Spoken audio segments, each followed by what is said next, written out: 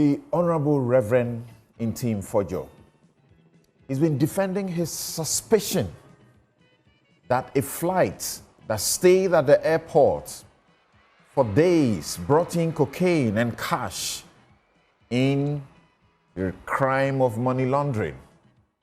He's been asked to shut up or he will face jail unless he has proof.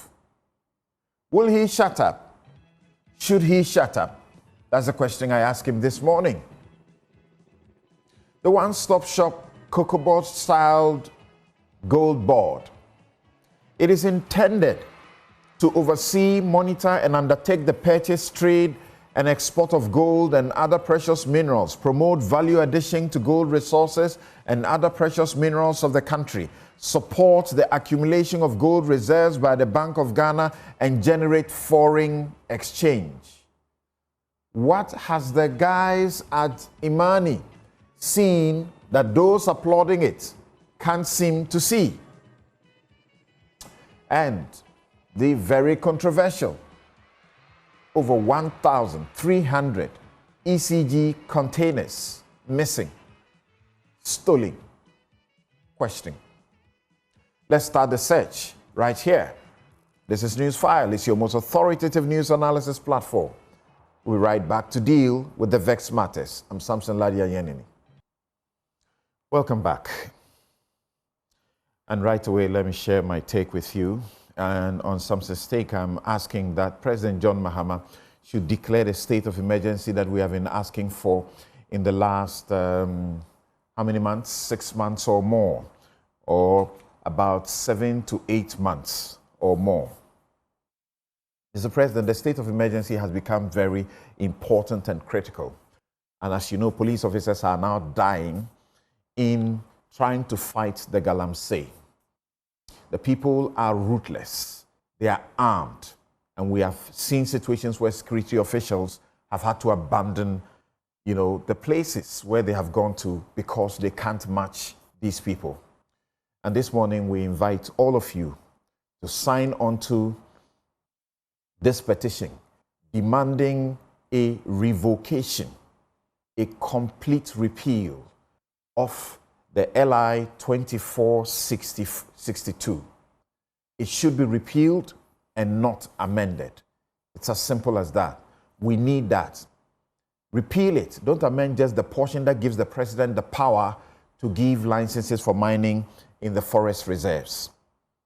That law, if you offend it, as I said the last time, the maximum penalty you suffer is 1 year jail term, maximum. Or you get a fine of about 3,000 Ghana cedis.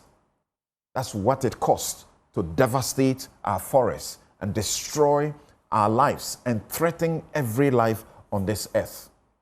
We need to do that, and now. And I'm showing you, you can scan the QR code and go online and join the petition. We have gathered in excess of 3,000 signatures so far. Join us and let's insist that the president revokes, repeals, and not amend LI 2462. We have had a situation where even a judge has claimed or feigned lack of knowledge of the laws that says that if you arrest these people who are doing the wrong thing, the machines and equipment they have should be seized, and then they should be kept in custody. And when they are found guilty, they will be confiscated and distributed by the minister, and a publication in the Gazette will be made to show who received what, so that state institutions that need these heavy, duty machines can use them. The judge said he was unaware and released those, the machines to the people who were involved. Article 146 says that incompetence is a grounds for removal of a judge from office. If this is not incompetence, what is it? When the law in 2019 and 2020 was being enhanced as far as the punishments are concerned, President Akufo-Addo said we cannot trust the judges in the exercise of their discretion. And that is why we had to make the law the way it was. Please declare a state of emergency now and make sure all resources are marshaled to mute this thing before it mutes us by disease and by death. That's my take. We'll be right back. On the matter of air med flights and Carvoc Air private jets transporting suspected cocaine and cash. Ladies and gentlemen, on another security matter related to our airspace, the Minority Caucus calls on national security to, as a matter of urgency, make public the content of cargo suspected to be cocaine and cash transported into the country by two suspicious flights, namely Air Med flights NH23AM and Carvoc Air private jets Antonov and 12B, which landed on the tarmac of Kotoka International Airport in March 2025 from Gran Canaria, an island of Spain, and departed to the same Gran Canaria days after their arrival. Reliable intelligence intercepted by the Minority Caucus indicates that on March 20th, 2025, Air Med flight NH23AM, which is an air ambulance, and I must stress, it's an air ambulance designed specifically to carry patients, landed at Kotoka International Airport in Accra, Ghana, and remained in the country for 5 days before departing 1 a.m. on March 25th, 2025, back to Gran Canaria. Our intelligence further persists that no patient was transported by the said Air Med flight, neither to nor from Accra. There is no evidence of medical referral or patients accompanying or on board the flights on either legs of the flight. We are reliably informed that contrary to the expectation that the Air Med flight would carry patients, the purpose for which it was designed and operates, it rather on this occasion carried suspicious cargo suspected to be cocaine and cash in various United States dollars denominations.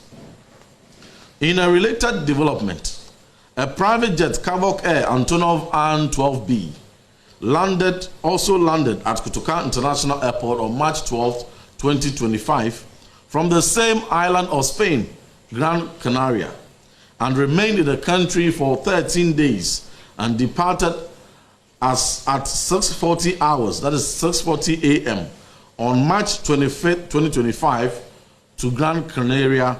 The very day Air Med flight also departed to Gran Canaria.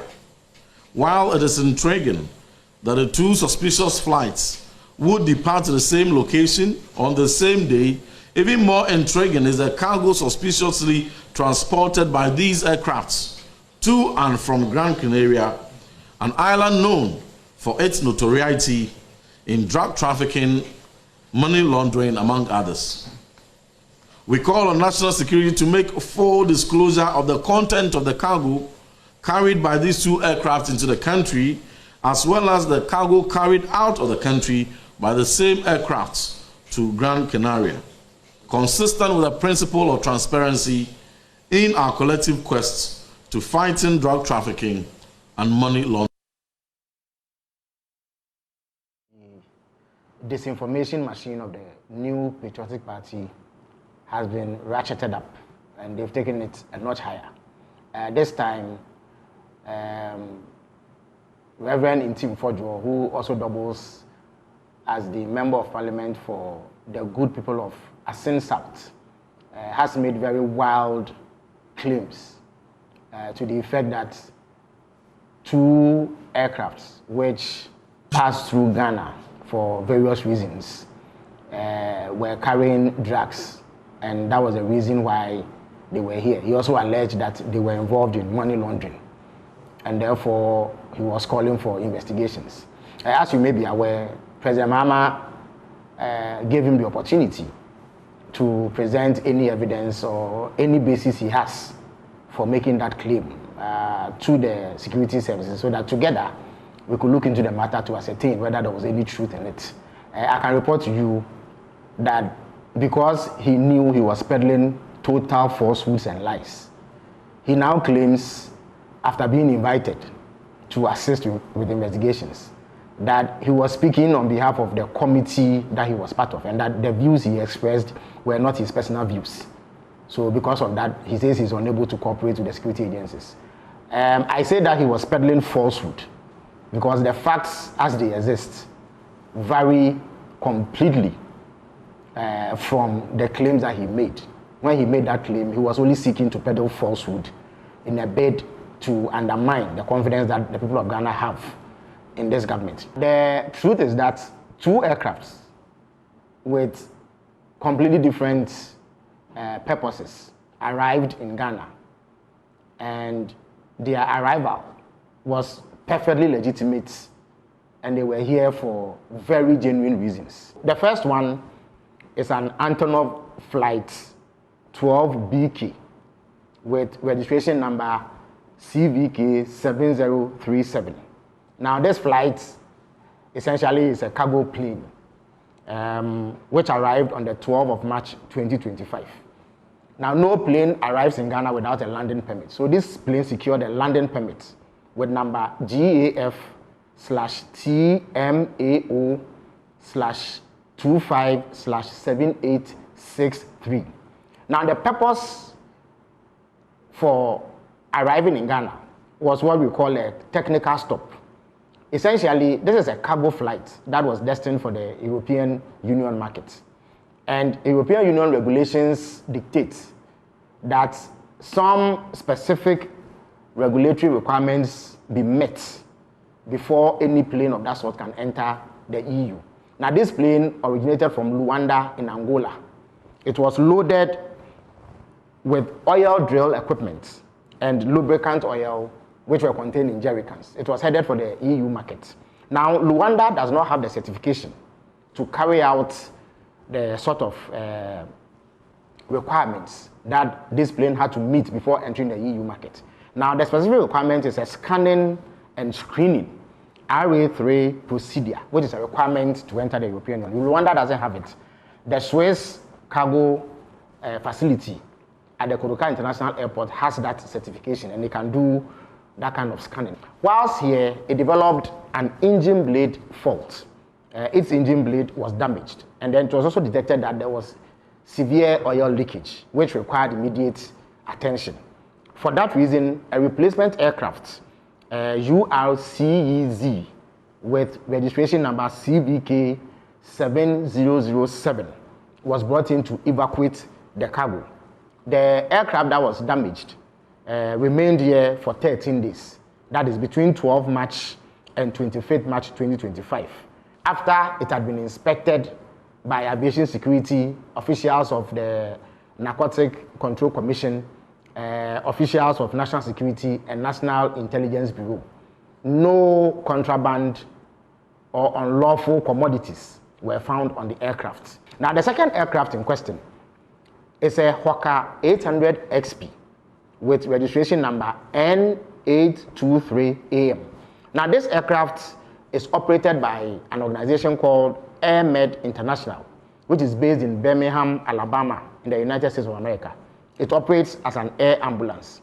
Now, Air Medical International flights in Ghana are handled by Tropicana Airlines. Now, this plane landed in Ghana on 20th March from Gran Canaria, Las Palmas, Spain, having gone through Luanda in Angola.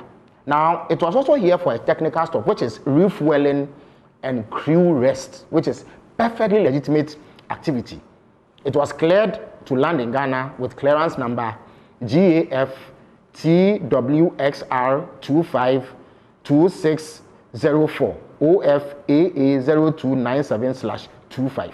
Now, whilst it was landing in Ghana, it developed a tire burst and some difficulty with its landing gear, and therefore needed to remain here to be serviced. So another aircraft with registration number N864 arrived on 22nd March with tires and flight engineers from Luanda to replace the damaged tires of the aircraft. Now, once this was fixed, it departed the Kotoka International Airport on 25th March. The aircraft was once again inspected by officials of aviation security, officials of national security, officials of the National Intelligence Bureau and NACOC, who made sure that it did not contain any unlawful substances, as alleged by Rev.Ntim Fordjour.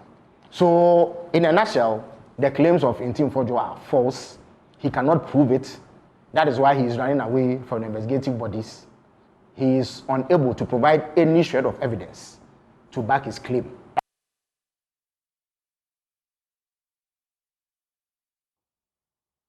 Right. So shortly we'll be engaging Rev.Ntim Fordjour on the back of the reactions that we have received from government and on the back of his inability so far to produce any evidence to back his suspicion. What is he going to do? Because he's come under threat of being made an example of for these kinds of comments or statements that the government labels as propaganda and intended to tarnish the reputation of the country. And our law is also against the spread of false information. In the Criminal and Other Offences Act, that could get you 3 years in jail. If you take the Electronic Communications Act, that could get you 7 years in jail. He says he's not afraid of prison. But shall we continue to demand that he provides the proof? Whilst we wait for Rev.Ntim Fordjour, who should join us shortly, he's the ranking. Reverend John Ntim Fordjour, he's the ranking member on the Defense and Interior Committee of Parliament. We have Professor Kwesi Ening joining us via Zoom. He's security consultant. We also have Kofi Bentil, Senior Vice President, Imani Africa. He's right here in the studio. Professor Ening, quickly. Yes, Kofi, you are here with me. What do you make of these allegations? So, should we just rubbish them because... No, we shouldn't. We shouldn't. First reason, Ghana has had, unfortunately, in the past, a record of drug dealing. It got so bad, we were blacklisted everywhere, and it's taken a while for us to erase that.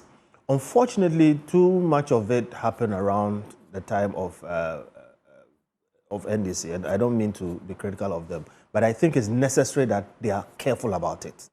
Because some people think that they are aligned, and because in certain times they would have freedom, maybe they have people in certain places, so they may be able to do something. We shouldn't ignore Reverend Fordjour because the explanation from government is not sufficient for you? The explanation seems sufficient, but where I was going was that drug dealers are not fools. All the explanations that were given, if you understand how these people work, can easily be a cover-up. Easily. And the other thing that we need to note is that historical information is instant. Something that happened yesterday, if you are asked to produce that information, you don't need time. You may need to put it together, that kind of thing. And when it comes to some of these things, the point I was trying to make is that we should be very ready. Because of a history that we've had, which we are moving away from, we should not really give any room at all. All right? So look, people like Rev.Ntim Fordjour and co. should be seen as whistleblowers, and we should bend backwards to accommodate them. When I spoke about the Achimota Forest thing, I was threatened with the same thing. Okay. They said they were going to arrest me for publishing. So you hold on briefly. Professor Kwesi Ening, I want a minute of your preliminary comment because we're going to tax Rev.Ntim Fordjour on his suspicion shortly. What do you say? Would you have put that information out in the public if you had it that there is a suspicion that flights that have arrived contain cocaine and cash? Well, I mean, for Kofi and I can do that as civil society activists and as scholars. But as a ranking member of the Parliamentary Committee on Defense and Interior with oversight responsibilities for a lot of our security institutions and hopefully having security clearance, and I hope there is time for it, such information must be handled differently. And I think we need to discuss, elevate the conversation as to how people in sensitive positions who have clearance and may, because of that clearance, have access to information that is useful to securing our space should handle that information. Is the demand on him justified? And if he's unable to go beyond the suspicion, is it fair that he suffers prosecution for spreading false information? I think we should learn lessons from it. And Samson, I can say this. There are quite a number of people on that Defense and Interior, probably Intelligence Committee, who are always in a campaign mode, looking for information to put out there. So for me, it's the lessons that we can learn from this particular case. Kofi's point about the historical antecedents are very clear. Until recently, we were the southern hub for cocaine trafficking on this continent, in which 13% of all the cocaine used in Western Europe passed through Ghana. So we have a long historical, infrastructural framework, to support this. So hopefully there will be time. So we need to look at this. My question, I need a direct answer from you. Yeah. He faces the potential of prosecution and jail if he doesn't produce the evidence. Well, and the law also says, even if he doesn't produce the evidence, he must show that at the time he made the publication, he had verified the truthfulness of the information. Well, we are all not above the law, but there can be circumstances in which the lessons that we learn from our mistakes are much more important than a blatant application of the law. And here, it is the lessons that matter to me most. How people with access to sensitive information, especially parliamentarians sitting on some of the most critical committees, must handle sensitive. Thank you very much. Rev. Ntim Fordjour is here in the studio with us. Thanks for joining us. So you have heard the response from the government.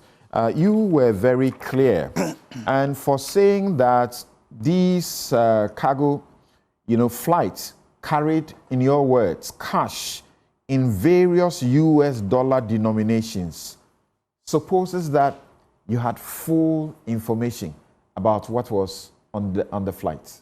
Thank you, Samson. I'm excited to be on your show. Good morning to my very good brother, Mr. Bentel, my uncle, Prof. Anyenini, and all my friends will be joining very shortly, and our esteemed viewers.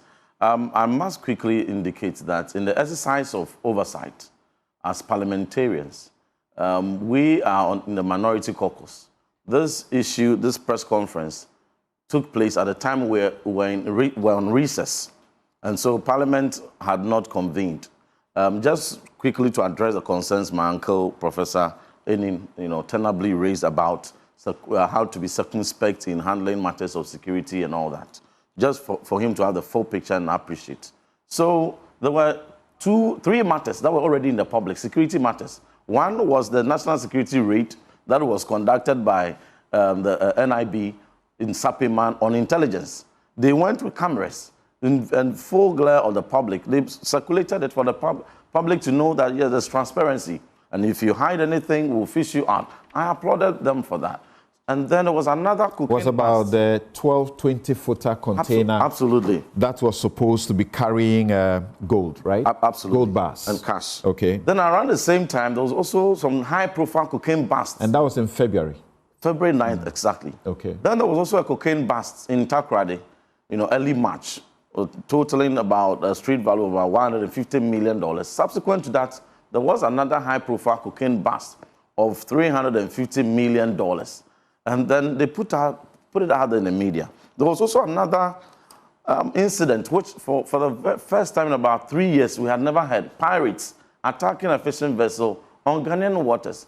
And Ghana Armed Forces so responsibly put out a press release, detailed the incident and investigations that were being carried. So we held a press conference as minority caucus, calling on the security apparatus to provide us updates into these incidents that have come. No issues have been raised with this. No, yes. So, but the conversation. Let's go for the jugular. We'll go to that. But I just want for you to know, it was a single press conference.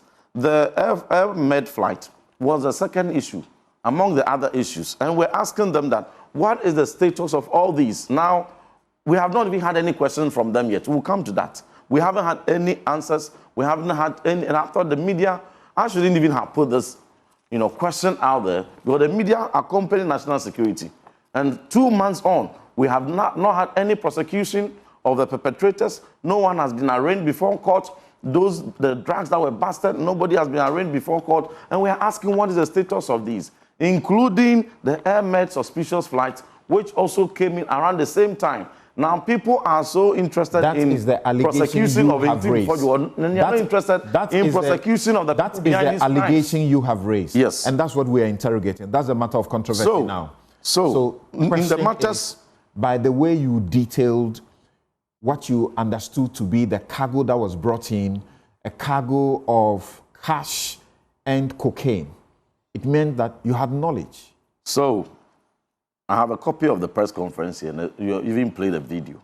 We said that our intel has intercepted a certain information, and that information has it that 2 suspicious flights, out of thousands of flights, which fly in and depart month by month, out of all that, only 2 were deemed to be suspicious because one came in around exactly 12th March, departed 25th March.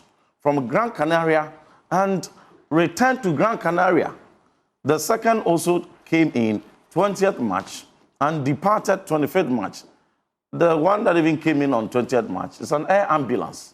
He stayed in, and our intel further indicates that there was no patient on board the ambulance, and there was no organ on board, there was no corpse on board, and there was no patient or organ that was taken out on their return. And all of them returned to Gran Canaria. And there are antecedents about Gran Canaria when it comes to transnational issues on money laundering and cocaine and all that, those concerns. There are those antecedents. So given all those background, and the suspicion indicated that there were movements to and from the flight, suspected to be cocaine and cash. And therefore, we are asking the authorities, in the full principle of transparency, which they had demonstrated even in the raid they conducted at Sapiman with cameramen, just to show that we are doing these operations, those security operations, but transparently. They should give us information to verify what is the actual content, because this is a suspicion. Was it truly cocaine and They have given you information. And if it is not, they have given you information about one of the cargo, and they've shown you video footage. And you say that is even fake. Yeah. So what's the guarantee that if you got a video footage of the content of the Air Med, that one too, you will not say that is fake? My very good brother, Samson, even the handling of this matter by the government is problematic and gives them away. These are specific security matters. When the pirate incident came, Kwacho Fosu was not the one who spoke for the Ghana Armed Forces. So why is he trying to now arrogate to himself the spokesperson of security agencies? Can we stay on the matters? We can we stay on the matters of fact? We are stating. Yeah, let's stay on the matters of fact. Yes, so in respect of the related you have been giving, what you have requested, you have been giving a disclosure showing you the contents of the cargo, and it is not cocaine, it is not cash. And that content is not something that anyone can believe. And even the entire narrative is false, because the assertion that the flights that Kavok Air came from Luanda and came to land here to obtain permit to enter EU is neither here nor there. And they claim that Angola doesn't even have the certification to give permits. It's false, because that same airport that he references in Angola obtained that certification to issue RA3 permits way back November 2024. So that assertion is false. So on that premise of his assertion, what else should we even take as So what is the alternative? And you check, if you check the manifest, you haven't shown what is supposed to be the cargo. And it is false. What is supposed to be the content. It is false. You say that is fake, that is false. Now you say it is false. It cannot so be what believed. was in it? Cocaine and money? No, I'm establishing a point. It cannot also be believed because the response Kwacho Fosu put out there, it's not credible. The routing of the itinerary of the flight is even inaccurate because your own station, Joy News, when I put out the information, and NDC quickly came in and did politics and debunked it. Fordjour, Reverend Minister is lying, no such flight had come. Quickly Joy News took the pain, checked the itinerary, and confirmed that indeed these 2 flights entered. Then they sat up. Now check the same fact Joy News verified and put out, indicating the itinerary of Kavok Air. And they will tell you it's completely different from the itinerary that Kwacho Fosu put out. Thank you for that. Let's stay here. So he has put out inaccurate information. Let's stay here. You said the plane came and offloaded cargo and then took cargo back. The cargo you say it's offloaded. At least one of the planes, you haven't shown the cargo. So should we take it that you don't have suspicions anymore? Because you said it was suspicion. And you have been shown that it is not cocaine, it is not money. Now, the credibility of that video and information is in doubt. And I say so because if NIB, if Narcotics Control Commission, if Ghana Airports Company, if Police CID, Ghana Armed Forces, these relevant agencies had put out information, the credibility is high and there will be no inaccuracies, and there would have been no crimes. That's all we asked for. We simply asked for facts. And when the armed forces brought their facts. Reverend, you are saying that if it was NACOB or the other institutions that told you, that told you or showed you this footage, then you would want to believe. The presidency has shown, you would have been okay with it. You would have believed it because so my question again to you is that, my question again to you is that because you have a suspicion. You have a suspicion. You have now been shown contrary evidence. You disbelieve that contrary evidence. So where is the alternative evidence? Now, whenever this question is asked, the counter question I ask is that the moment you put out a credible information, the burden of proof shifts. When I put it out there and they doubted, but Joy News checked and indicated that indeed those flights had come. So in fact, the burden has not gone anywhere yet because a multitude of suspicions don't constitute proof. So you have not given any proof. Very well. Before the burden shifts. Very well. Let me continue to respond to your concern. He who that alleges must prove. Very well. Where is your proof? So, they have shown you the proof. So you disbelieve it. So where is yours? We have released our press conference, our press statement, and we have stated in there. You are talking that suspicion. Our intel. Yes, please. Our suspicion. Is it not the people who gave them intel, upon which intel they went to raid Sapima, upon which intel they went to raid the containers containing cocaine? Samson, going by your logic, did they enter the container to take pictures of the cocaine, took samples of it, brought it as real, physical, tangible evidence, and brought it to national security? That this is our proof, this is our evidence, that there's container in Takoradi, another one in Cape Coast, containing cocaine. Therefore, act on it. If we are in this country and suddenly want to say that before a ranking member on the Defense and Interior Committee will ask a simple question of suspicion for relevant authorities to investigate and put out credible information, and that query is evaded by politicians who get champion the PR of it and prevent the security agencies from undertaking their investigations and credible communication, and demand that the ranking member must bring pictures and samples of the cash and cocaine suspected to be in the flight, then what was the basis for we calling for inquiry and investigations into it? If I don't have a picture and a sample of the cocaine, then I have no gravitas to ask for investigation. Is that a kind of logic? Please, in this matter, so you are saying, if the government of Ghana is not serious about it, anybody can get up any day in this country and raise an alarm, and the government should go investigating. And when it investigates and it brings you what it says this is what the truth is supposed to be. What investigation? They should be entitled. No, please, let me tell you. Hold on. They no should be investigation has been done. They done. should be entitled to say what the government is showing is false, is fake, and we shouldn't believe that. Samson, what he put out there cannot be taken seriously because yesterday I debated Kwachu Fosu. The point is no, here. Please. Reverend, and he stated clearly, no investigation has been done. You are not answering my question. You said you're not answering my question. An investigation has been done for which he has put this information. And I'm telling you, he himself said no investigation has been done yet. You say that you have a suspicion. Yeah. Have you moved beyond the suspicion? We have put out the suspicion we had. So have you moved beyond suspicion? To where?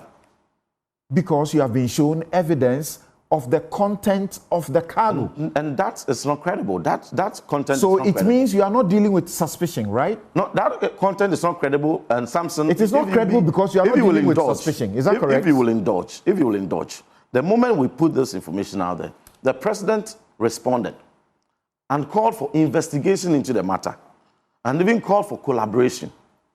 I further wrote for that directive that the president had given to be undertaken. I wrote on 2nd April for it. NDC Parliamentary Caucus wrote a letter to gag that process. So it never came on. Subsequent to that... You put out the information. No, before please. Belatedly, Samson. You sought to use the Defense and Interior Committee to want to ask questions, correct? Not ask questions. If you Your read, letter if is you read dated my the letter, 2nd if you read April. my letter, your I said press that. conference precedes the 2nd of April. So my press conference was 1st April. Correct. President responded and called out my name, that he has constituted NACOC, Police CID, NIB, National Security, to conduct investigations into the matters, collaborating with me. Whilst waiting for an invitation which never came, I volunteered. And as a member of parliament and a ranking member, making such press release or statement in my capacity as such, used appropriate parliamentary procedure to have that collaboration belatedly established. Belatedly. No, not belatedly. So from hindsight, do you feel that is what you should have done first before you went public with the suspicion? The suspicion you now elevate beyond suspicion, even in the face of contrary facts being put to you. The assertion that you cannot engage the fourth estate in matters of security is a fallacy. That assertion that's not the assertion. No, yes. The assertion is that. No, the assertion is that. The assertion is that you cannot engage. It is inappropriate to engage media in matters of security. It's a fallacy. Spread false information. Which has been spread. To spread false information. Asking, that's your conclusion. I am not. And that's the conclusion of Felix Kwachu Fosu. Can you tell me? Can you tell me where your evidence? No, that's your firm. What was the evidence of the cocaine intel? Did they bring pictures? I've asked you this question. So if they have credible intel, they follow. Have you given them credible intel? No, and I'm telling you is how faulty is the intel I gave them. Let me tell you, see, this whole political thing about the response is what gives the government away, that they are indeed shielding something. But the international community has taken interest. Yesterday, the government spokesperson said, Kwachu Fosu said that when he was quizzed about the directive given by President Mahama about investigations being conducted, he said, and the video I'll send to your producer, they even have station. They should play it. He said that they are not interested in any investigations. And said, but the president says, oh, I speak on the authority of the president. And the president says that he had to put that information out just so that he makes an example of Ntim Fordjour, not because they are interested in any investigations. And therefore, I listened to that interaction. Yes. And so what I heard him say, and you engaged him, what I heard him say was that the videos there, was that you have put out false information and you are being asked to collaborate with the security to investigate so that an example will be made of you, people like you, who spread false information. No. So if you ask questions that we have this suspicion, we are calling on security agencies to investigate and tell us if the suspicion is true or not. Is it not an inquiry? You're a lawyer.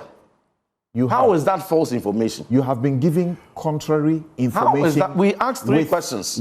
This was one of the questions. How is that false information? What the government says is evidence. You said that is also fake. You don't believe it. No investigation has been done. When he was asked, Kwachu Fosu said that directive given by the president itself Okay, so has not been carried out. No investigation has been carried out. So on what basis have they brought videos? Hold on for me. So, but let me just end here. You are saying that if they had conducted investigations, help me understand this. You're saying that you are going to continue to defend and justify your suspicions, regardless of what information the government puts out. My position is that the security agencies should be allowed. They are willing to investigate and inform the public. Let them, the politicians, allow the security agencies. When they are done with their investigations, they will communicate. And the credibility of what the security agencies will put out there, even if it has semblance with what Kwachu Fosu has put out there, people will believe because one, there was a process of investigation. Thank you. You have said that already. And two, you have said that already. Hold on for me. Hold on for me. Hold on no for such me. investigation. Thank you, Rev. Hold on for me. Politicians are jumping in that. Sammy Ghana Gyamfi, Armed Forces what issue we are their own working with, investigations. thank you, Rev. And Thank you, Rev. Thank you, Rev. What we are working with is see something, say something. He has seen something. He has seen a cargo with cocaine and he said cash in varied US dollar denominations.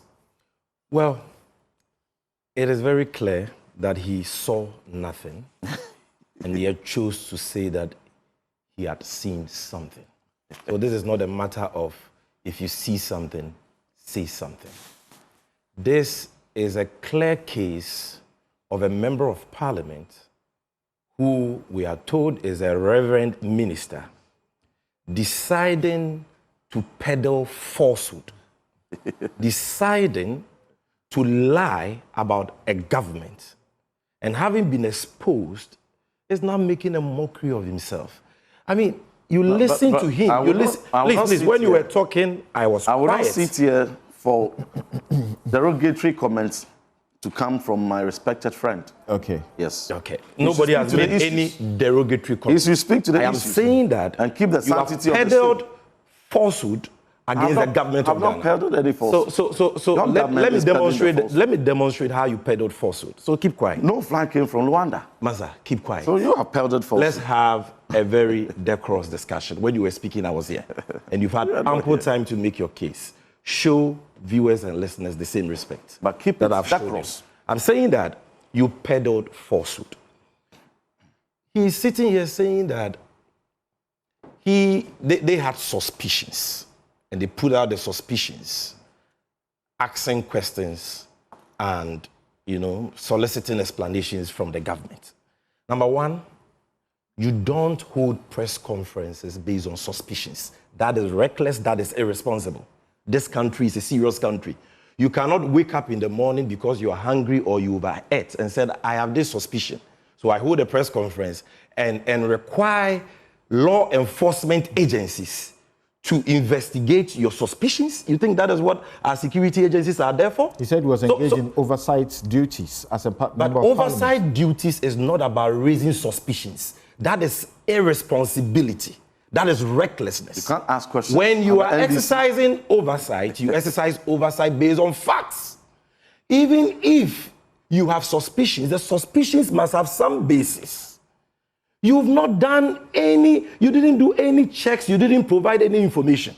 And you are talking about suspicions that you require state security agencies to spend taxpayers' money in investigating suspicions? That speaks volumes of this whole matter. It speaks volumes about your own credibility. But in any case, Samson, I submit to you that his press conference did not allege suspicions and did not invite state security agencies to investigate suspicions. He is lying again because he has been caught pants down. You have a copy of my press conference. We played the portion that you spoke about. Are you a reverend minister? Let me have it again. I want to read a specific portion again to him. Yes, go on. Look, go on. I am reading a quote from his press conference, and this quote was reported by My Joy Online. This is a direct quote, and I want to read that to you. There is no evidence, this is quote, Ntim Fordjour speaking. There is no evidence of any medical referral or patient on board. Speaking about that ambulance aircraft. Rather, our intelligence, not suspicion, our intelligence suggests that the aircraft was used to smuggle illicit cargo, unquote. Where is your suspicion? Why do you lie like that? Is this, did you allege suspicion here? You are talking about intelligence. What is intelligence? Intelligence means that you have been given, you have received credible information about the existence of some facts or a certain situation, and you are saying that because of that, you think that these aircrafts which arrived in Ghana were used to smuggle illicit substances. You made mention of cocaine, you made mention of cash relative to money laundering and so on. Categorical allegations. Now the President of the Republic says, okay, I want to give you an opportunity to share this intelligence you have with the state security agencies so that they can investigate it. I mean, if you don't share the intelligence with the state security agencies, where should they start their investigations from? So what any responsible lawmaker exercising oversight would have done would be to say, thank you, Mr. President. I will, voluntarily, or I will happily honor the invitation of any state security agency tasked to investigate this matter. Samson, ask him. Yet you, where the invitation Chief, 5 days now. Chief, I think that you are being disruptive. I think you are being disruptive. I think you are being disruptive. I think you are being disruptive. Allow me to make my point. I think you are being disruptive. So you should have been happy about the invitation extended to you to adduce the intelligence you have so that the state security agencies can do what you're calling on them to do. It's been said that by Felix Kwachiofosu that it was security called Afenyo-Markin to make Reverend available. He denies that.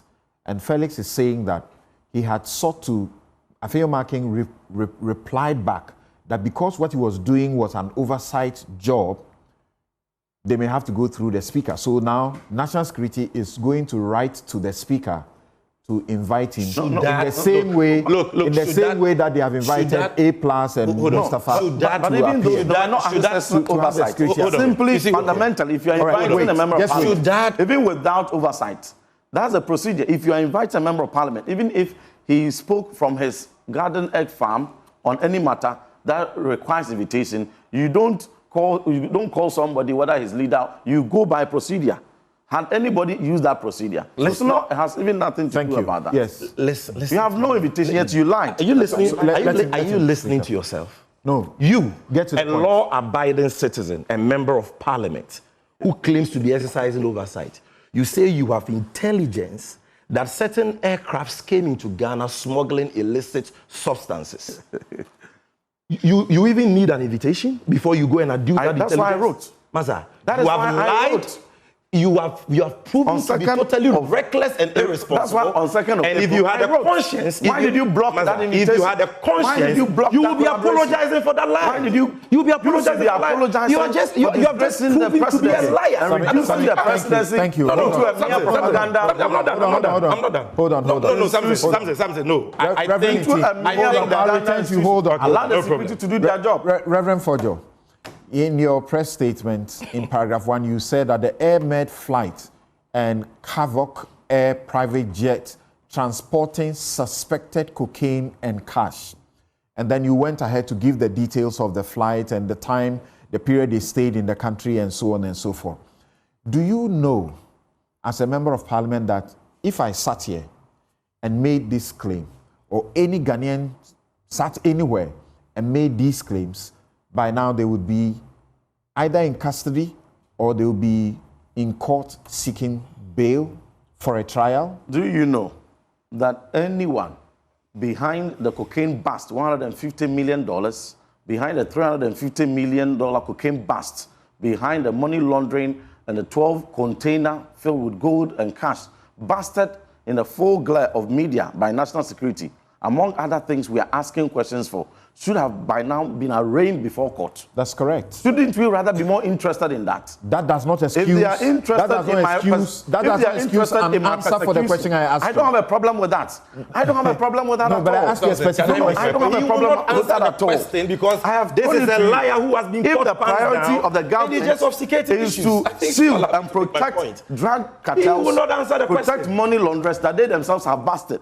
Those are different after issues. members of parliament. Those are different issues legitimately raising legitimate this questions. This is an allegation that you are raising, and we have to interrogate it. Security agencies. From when are they gagging? Especially that you say the government position is incorrect. We have to interrogate yours. Because the government spokesperson. So what should we do now? What should we do now? The government spokesperson. What should we do about what you have put out in the public? What should we do about it? Please, the government spokesperson said that this investigation directed by President Mahama, he didn't mean it. Let's not repeat these things. And that it was only meant to make an example. I'm asking you, what do you want to be done now? They should go ahead and make example of me. What do you want to be done now? They should go ahead and make example of me. You answer my question. What should be done about what you said now? So let's move what should be done now is for them to go ahead to say to do what they said they would do.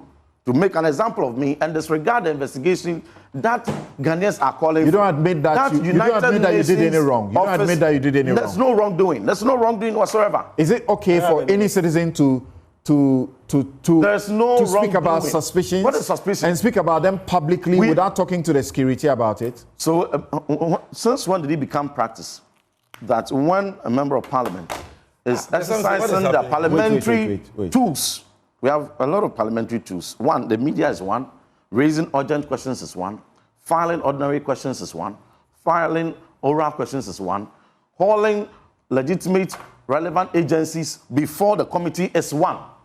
I have used 2 of these tools in exercising this matter.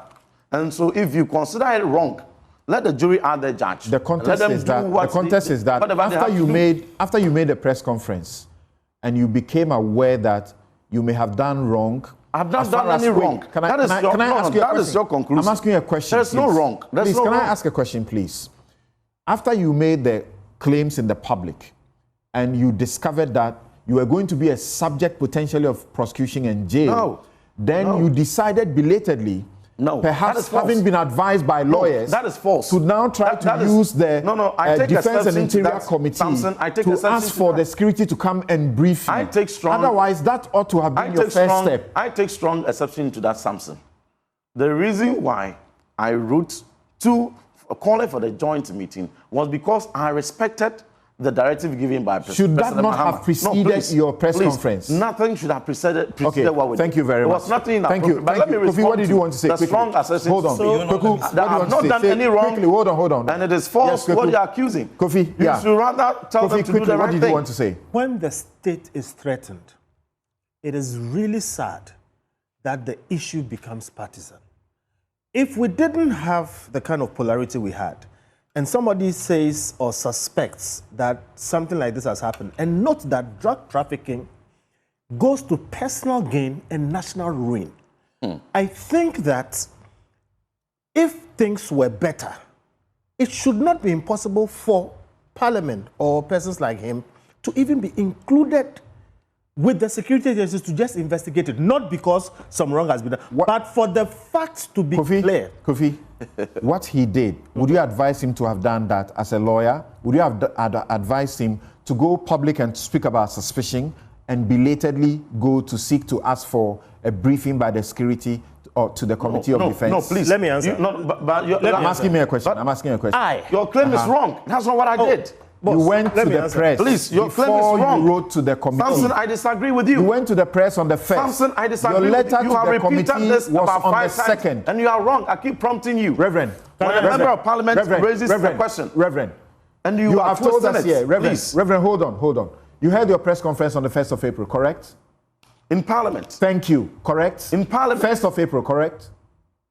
And then you wrote your letter on the 2nd of April, correct? Yes. Thank you, Kofi. So that letter is in response to the directive given by President Mahama. If President Mahama you are asking for the security to come to your committee and brief you. President Mahama said we should collaborate. We have heard you. Let the substance of the matter not be lost.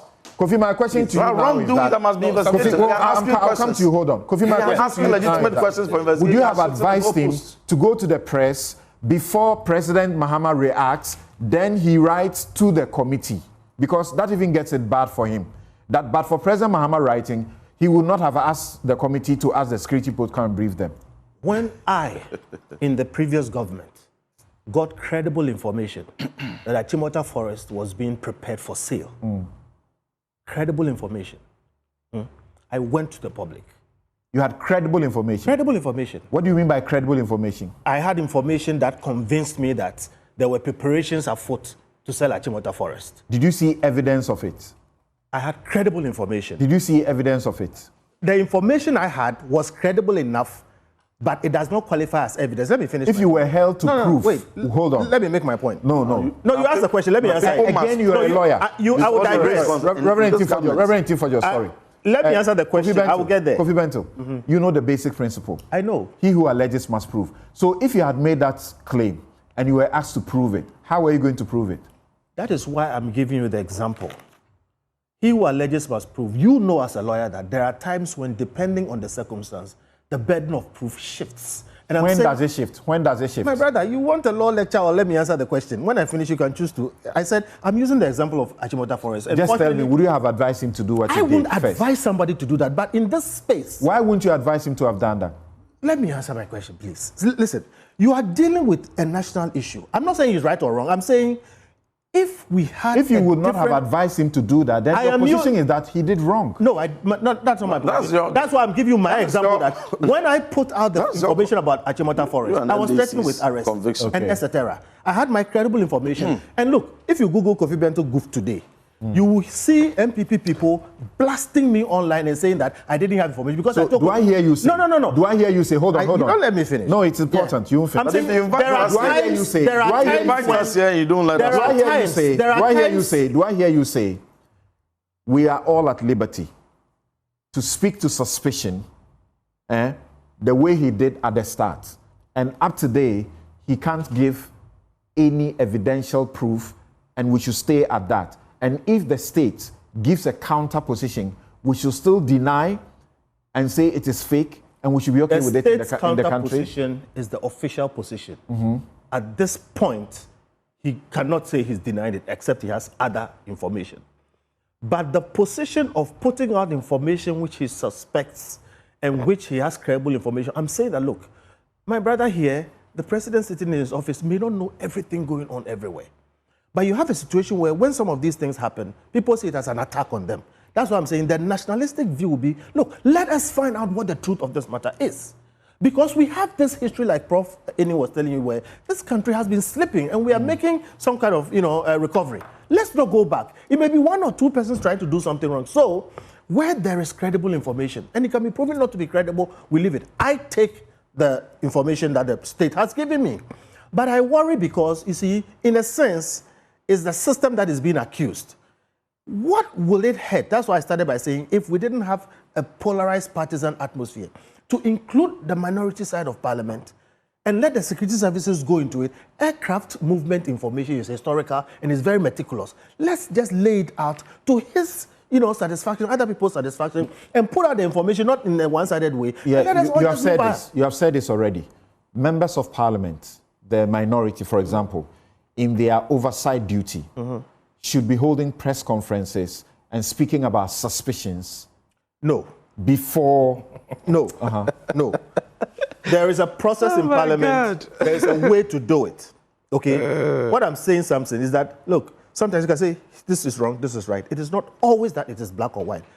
There should have been a better way. I do think that the committee he occupies in parliament should have the wherewithal to, behind the scenes, go to the state authorities and say, hey, this is what we found. What do you think about it? Okay. And then, in a way, find a way to satisfy everybody that this is not what is happening. Thank you. We should get to the point where this becomes not necessary. Thank you. Now, sorry I truncated your submission. Let's hear you now. Mr. Kofi Bento is a lawyer.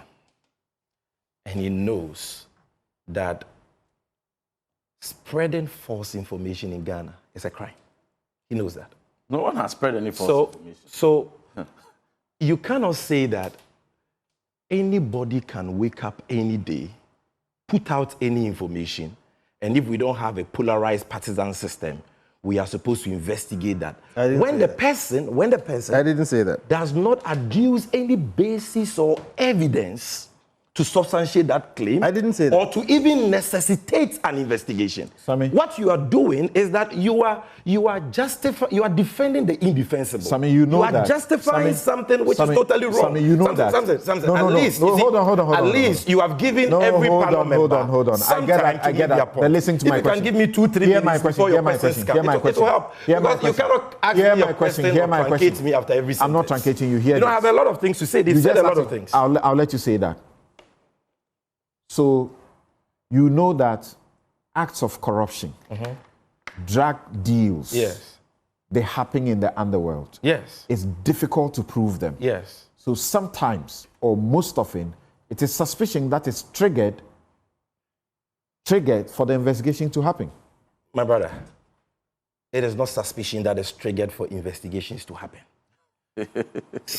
And we are not talking about suspicions here. Let's not overly dwell on the word suspicion. I read a direct quote from their press conference to you. They alleged that they had credible intelligence.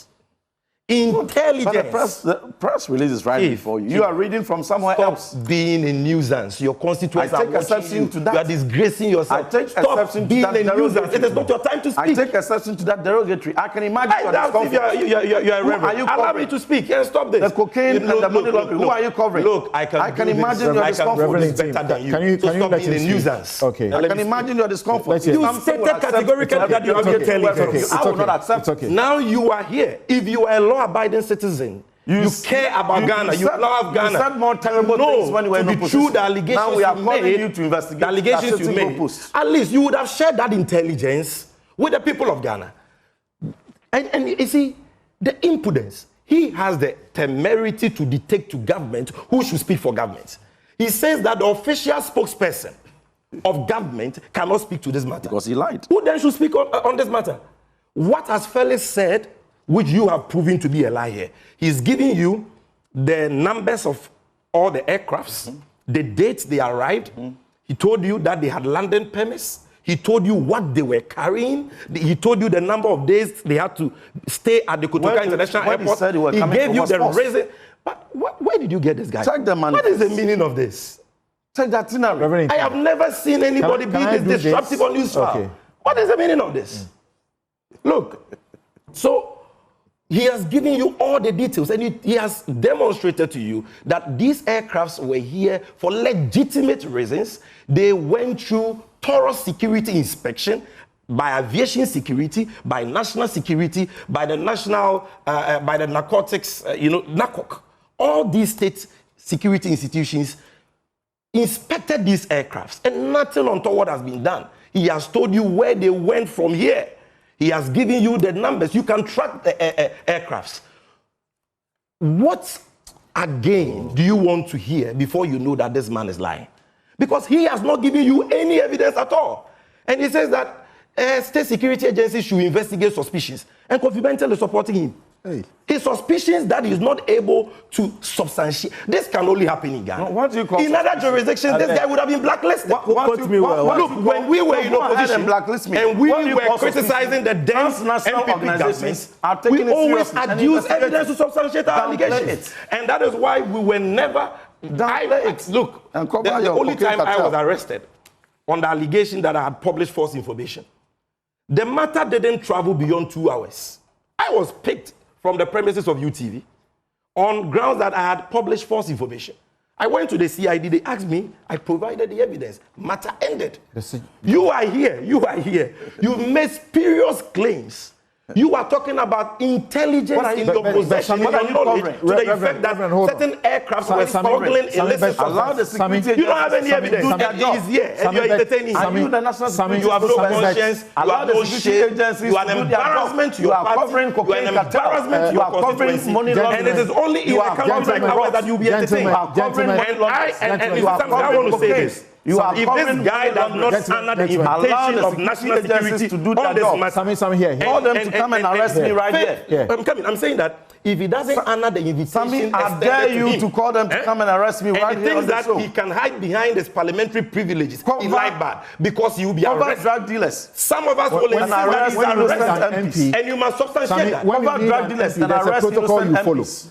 That protocol must be followed. We will follow it. That's all. And we will get to him. We will follow it. It's just a matter of time. But here. Every day for thief man, one day for master. Your cup is full. Your time has come. Your cup that is you full. hold one press conference. Your cup is full. Your cup of cocaine. Undermine the Your cup will of the of government. cocaine And goes full. free. Hold on. Your cup Look of at money you. laundering. And my greatest Your cup disappointment. of Look at the cocaine way. is full. Your cup of money laundering. You're welcome back. This is Newsfile, it's your most authoritative news analysis platform. Newsfile, we don't enjoy shouting matches. What we want is to deal with the facts about a particular issue. The panelists have agreed that each one of them is going to speak for 2 minutes and no one is going to interrupt the other. And I have a difficult job. I'm not supposed to interrupt anyone.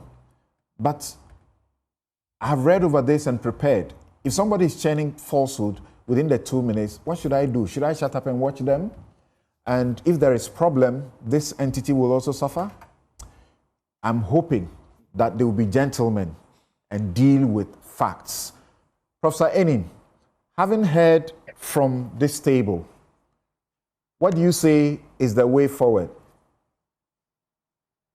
Well, so the way forward, Samson, is about rebuilding trust, respect, and collegiality centered on what makes Ghana work best.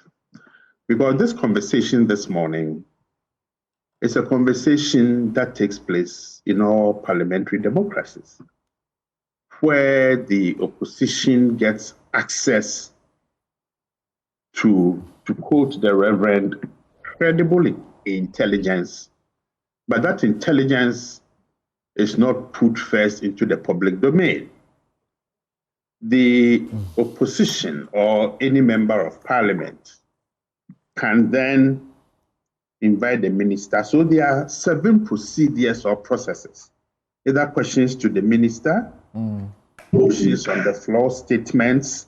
At the end of the year, they can be part of the report. Then they can also check whether the security agencies are doing their work well through the quarterly expenditure returns. And of course, they can make visits.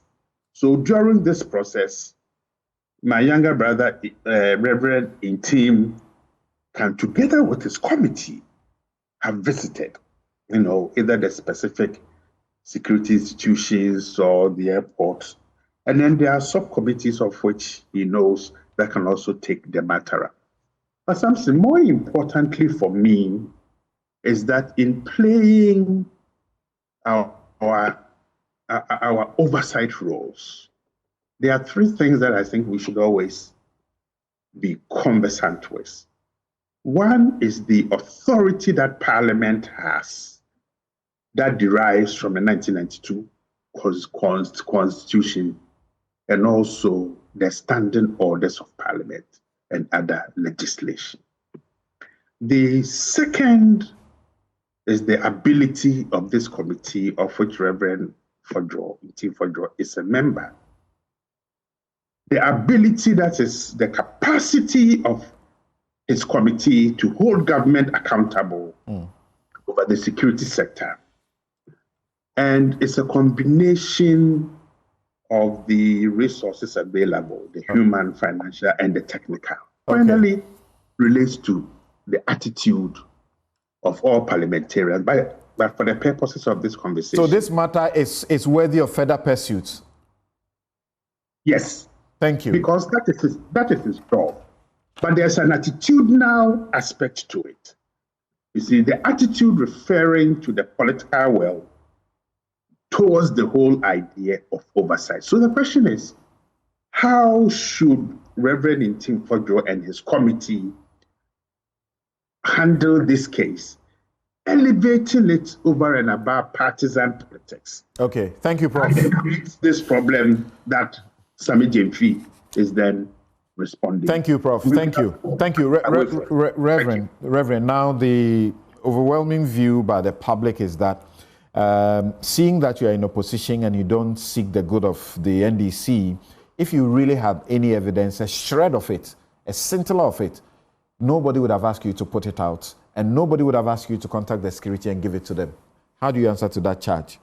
No, but the concern my uncle, Professor Anyenini, raised, I've already addressed it. We are in recess. When you're in recess, you don't wait till 2 months before you file an urgent question on a pressing matter. You don't wait after 2 months before you ask certain questions on the floor of Parliament.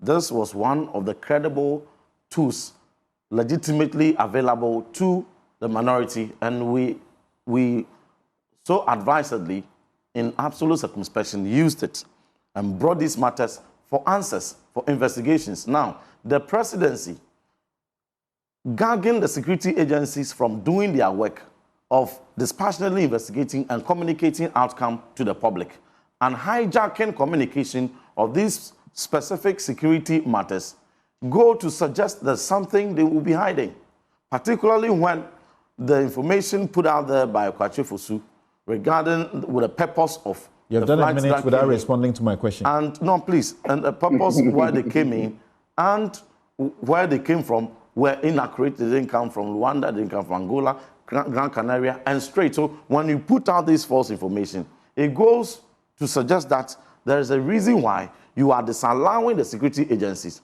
from undertaking their investigations and putting out their credible information out there. So the reason why we used the press conference was because Parliament was on recess. You have evidence, but you want to give it to the security, is that it? I have told you what we have. And clearly, after we even wrote further to request for them to meet. You have told me what you have. You haven't told me what you have. What do you have? For us, you want me to tell you on your show? You want me to tell you so and so on your show? The onus is on you. To give you on your show? You are being labeled as a liar right now. No, I'm not a liar. They are liars. So you want me to give you, Samson, this is my evidence, so and so. Sammy Gyamfi, this is my evidence. Is that how you adduce evidence? If you could put this information out in the public, you should better put the evidence out. No, that advice is not taken. Thank you very much, Samson. But okay, thank you. But the logic that national security apparatus should not be allowed to take interest in investigating such matters and be allowed to lead the communication. And the assessment from presidency... You've done a minute and 30 minutes. Thank you. 30 seconds. Yes, they are not interested. Kofi, all right. Kofi, how do we proceed? Yes, how do we proceed? Thank you. We agreed on this. Kofi, how do they are hiding something. Thank you. But there are other agencies who are investigating. They are interested. Kofi, let's hear you. Let's hear you. It's your turn. National security issues are bipartisan issues. We've had problems under all parties. When these things arise, I would think that Reverend and Co. should handle it first within Parliament in the Security Committee, and they should link up with the security agencies and try and deal with it. But we all know that sometimes there are partisan pulls in this thing, and then it may become necessary, for you to maybe bring it out and maybe raise it or whatever it is. But the point I want to make is this: it is not good for any of us when these things degenerate like they've degenerated this morning. And so I would wish that when we see some of these problems, let both parties come together and establish the truth. None of us benefits. Drug dealing, all these things, they are for private benefit and national ruin. What do you suggest? How do you go about establishing the truth here? Within Parliament. How? When he has this information, the parliamentary committee, whatever it is, they have the way of summoning, even in camera, put the information there, discuss it, make the effort. That's what I'm saying, be nationalistic about it. When it comes out like this, it's a partisan thing. But let's be clear here. Under both parties, we've had a slippage in drug dealing, in all of under both parties. And the people who do them don't necessarily have the sanction of the politicians. But when the problem comes, it becomes partisan, then they defend. My worry is that just like it's happened here, it will be happening in other places, and then they slip through. And when it degenerates, we will all suffer for it. So national security issues are bipartisan. When he mentioned the issue of the cocaine, over 10 containers of gold and cash enter your country. You know what? Afenyo will tell you, where water can pass, air can pass. If that kind of thing can happen to your country, mercenaries can come here and take over your government. So look, let's not play with them. And it's really sad that they degenerate into partisan arguments. And there should be also no recklessness or point taking. If indeed somebody was landing plane loads of cocaine and things here, don't be taking any points on it because we are all at risk. Okay. So really, I'm hoping that we'll find a way to make this bipartisan. Parliament is the best. Nonetheless, Rev.Ntim has not been reckless. You said there should be no recklessness. No. You see, he's not been reckless. Yes or no? Yes or no? Not everything is a yes or no. Thank you. I hope he did better with it, but I don't know what kind of resistances and issues he Thank you. I have faced several problems. Let's hear you. Mr. Benson, sorry, don't intervene. I'm sorry. A $500 million. Reverend. I'm sorry. Let's keep to the bargain. Sorry. $500 million. Yes, let's hear you. Samson, it should be clear to any discerning mind out there that this issue is not an issue. It's not a national security issue, which requires a bipartisan, approach or resolution. This is a clear case of disinformation gone bad. There's a clear case of a member of parliament who irresponsibly decided to concoct and fabricate a lie against the government of Ghana to court hatred and opprobrium for the government. And he has been exposed. He has been caught pants down.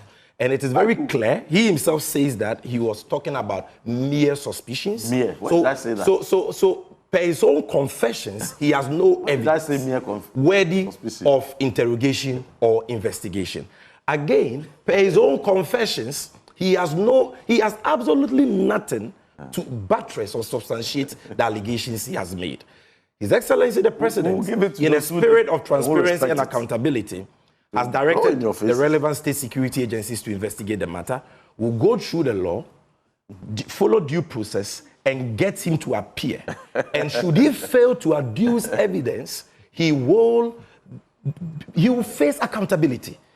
And that is something that we can guarantee him. So you see, Samson, let us stop endorsing recklessness like Kofi Bentil is doing. And endorse cocaine. Let us stop encouraging people who set out to lie. If this was genuine, if there was some basis, we will all have said that, look, there is some basis for this allegation. Let's not dismiss it. Let's go and investigate it. We've all been in opposition before. But when somebody set out to concoct, fabricate non-existent issues, lies against a government, you don't come on air to entertain, encourage, or endorse that. So what he has done clearly is irresponsible. It must be condemned. And if he is still, if I were him, I would do what gentlemen do. Look, I got it wrong. I am sorry. Forgive me. That is all. You have your honor intact. But if you continue to insist, attacking people when you know you don't have the evidence, then what you are saying is that let's delve into the matters. And should we find that these allegations were malicious, frivolous, vexatious, and all that, and in breach of the laws of this country, you will be prosecuted because you are not above the law. And Afenyo-Markin will not be able to save you from accountability in this matter. Sammy, that you can be sure. Sammy, yes, so you're done with your time, but I need just a minute again with you. Yeah. He's raised suspicions. Yeah. The time these flights were leaving, we had a blackout at the airport. Some say that is curious. Like he has also raised 2 aircraft, both technical faults, around the same time. That's curious. Anybody who is well-meaning, who has come chance onto something like this, should raise an issue. Okay, Samson, assuming without admitting that what you're saying is even wrong, right, that the circumstances surrounding the arrival or departure of this aircraft from Ghana is curious, okay, assuming that is the case. Curiosity is not the same as saying that I have intelligence that the said aircrafts were being used to smuggle illicit substances. That we are not talking about curiosity here. That's number one. Number two, Felix Ofosu-Kwakye, who is the right person to speak on this matter. He has ultimate responsibility for government communications because all these state security agencies are part of an animal called government. And the overall spokesperson for that entity is Honorable Felix Ofosu-Kwakye. Has given you the registration numbers of the various aircrafts, true or false. He's giving you the time that they arrived in Ghana. Why they had to overstay in Ghana. And they were He has given you the time they left Ghana. He has given you, they have even shared with you pictures of the materials they were carrying. So if you, and they have told you that all the relevant security agencies inspected the aircraft. One of the flights, the first flight was stopping for what he calls technical stop. And it was also I think that one was the one which was stopping for screening. Both he mentioned technical stop. Yeah. And he says that it needed this certification which is required for the European countries. Scanning and screening, a certification necessary for the EU market. It took off with the cargo, knowing that it needed this certification. Yeah. Why didn't he do it wherever it took off from? Why did he have to come to Ghana to do that? But he has explained to you that where the flight took off from, that system is not available. And Ghana is the nearest. Yes, exactly. And for all you know, that is the standard practice. Samson, that's a lie. Thank you. Don't you have flights doing we have heard you. It's a lie. Don't repeat it. We have heard you. Yes. The normal practice. Thank you. We are done. Thank you. Lie on such transit at various airports for one reason or the other. Thank you, gentlemen. That is standard practice. Thank you, gentlemen. I want to be able to continue to refer to you guys as gentlemen, please. Please, gentlemen. Thank you. Reverend. Thank you. Thank you. And I have your messages here, and I'll share it with my guests and with the rest of the world. Gentlemen, please. Rev, thank you. All right, so Akilu Fantiakwa Begro says, Honorable Fordjour should just humble himself and admit that he got it wrong. Honorable Edutete says to Kofi, what back should we not go? What back should we not go? Is it not that it was happening, but previous government chose to hide it? That is why we didn't hear of it, and now government is tackling it head on. Ntim is running from his own words and now doing it personal with Kwache Ofosu. Ingoliba writes, Kofi Bentil is back again with politically infected, unpopular and legal opinions. Daniel YW Asari says, I think Ntim Fordjour is on the defensive now, and this is clear evidence of him coming to terms that he got all this wrong. He should be picked up at all cost. Nana Tewia says, Rev.Ntim Fordjour should produce evidence of his wild allegation. You can't peddle falsehood just to tarnish the image of the country. He who alleges has to prove. Parkweshi says, Ntim Fordjour will be in serious waters. See how he is crumbling under scrutiny. It's embarrassing. I agree with Felix. He should be made an example of it if it turns out to be peddling lies. Saka says, it's quite sickening and appalling listening to Rev.Ntim Fordjour on Newsfile this morning. His consistent evasion of the questions being asked is a clear indictment of his personality as an MP and as a man of God. He's clueless. Nene Ayiku says, it is obvious that the NPP is in a hurry to find their version of Okudzeto-Ablakwa. It will do them a lot of good to get their facts and evidence right on all occasions. If not, they will lose their credibility in the eyes of the public. Collins Little Tete says, while drug networks are indeed sophisticated, blanket skepticism without specific proof undermines credible investigations. Each case should be evaluated on its own merit, including forensic evidence, witness testimony, and financial trials. Musa Abattoir says, sincerely, Sammy Gyamfi has extensively analyzed this issue in the better perspective. However, when Reverend made such serious allegations, I honestly thought he would give concrete evidence. Nothing they ask him to show proof, and he's dancing around the issue. And finally, Emmanuel J. Bequain says, listening to Rev.Ntim Fordjour on Newsfile needing a rescue on his claims only tells me the kind of hard work Honorable Okudzeto-Ablakwa did to put his oversight exposés. Parliamentary oversight is not a child's play.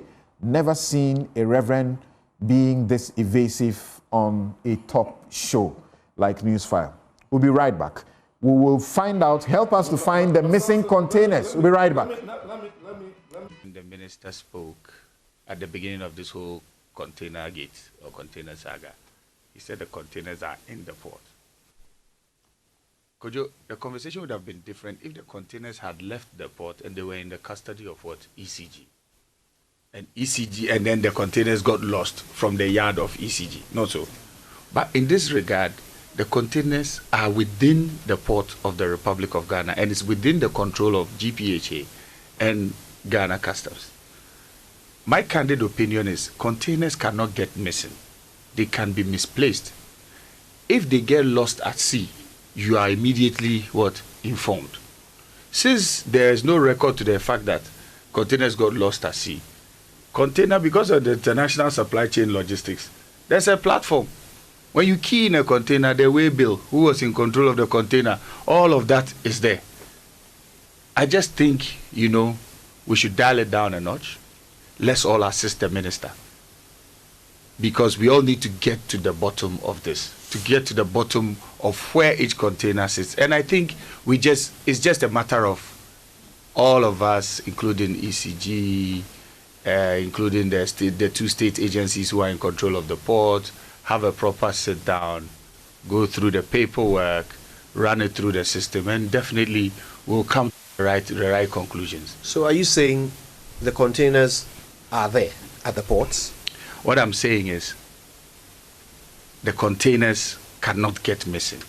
At worst, they have been misplaced. Or the only other option of a container leaving the port is through an auction.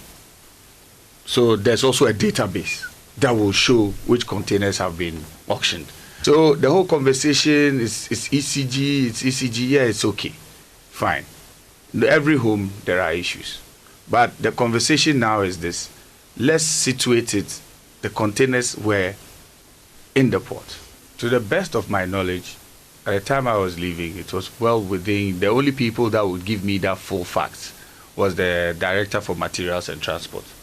And I believe strongly at that point, his main concern was that we were not having enough cash flow to take the containers out of the port. Okay.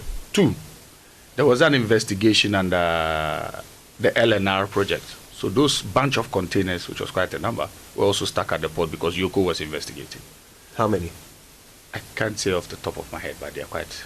Now, PDS also came in. At that point, at some point, we realized that some of the containers were being auctioned. So auctioned by whom? By the GRA, by the Customs Division.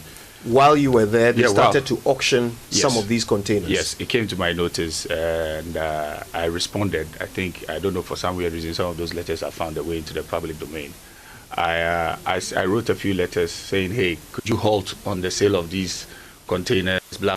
I quite remember, I don't think I got any response on that. So that's another way that containers can leave the port. So these containers that are now popping up, according to reports, in the custody of Chinese and Indians all over the country, could be auctioned containers. Yes. Yes. That's why the only way to ascertain this is a proper audit and a proper investigation.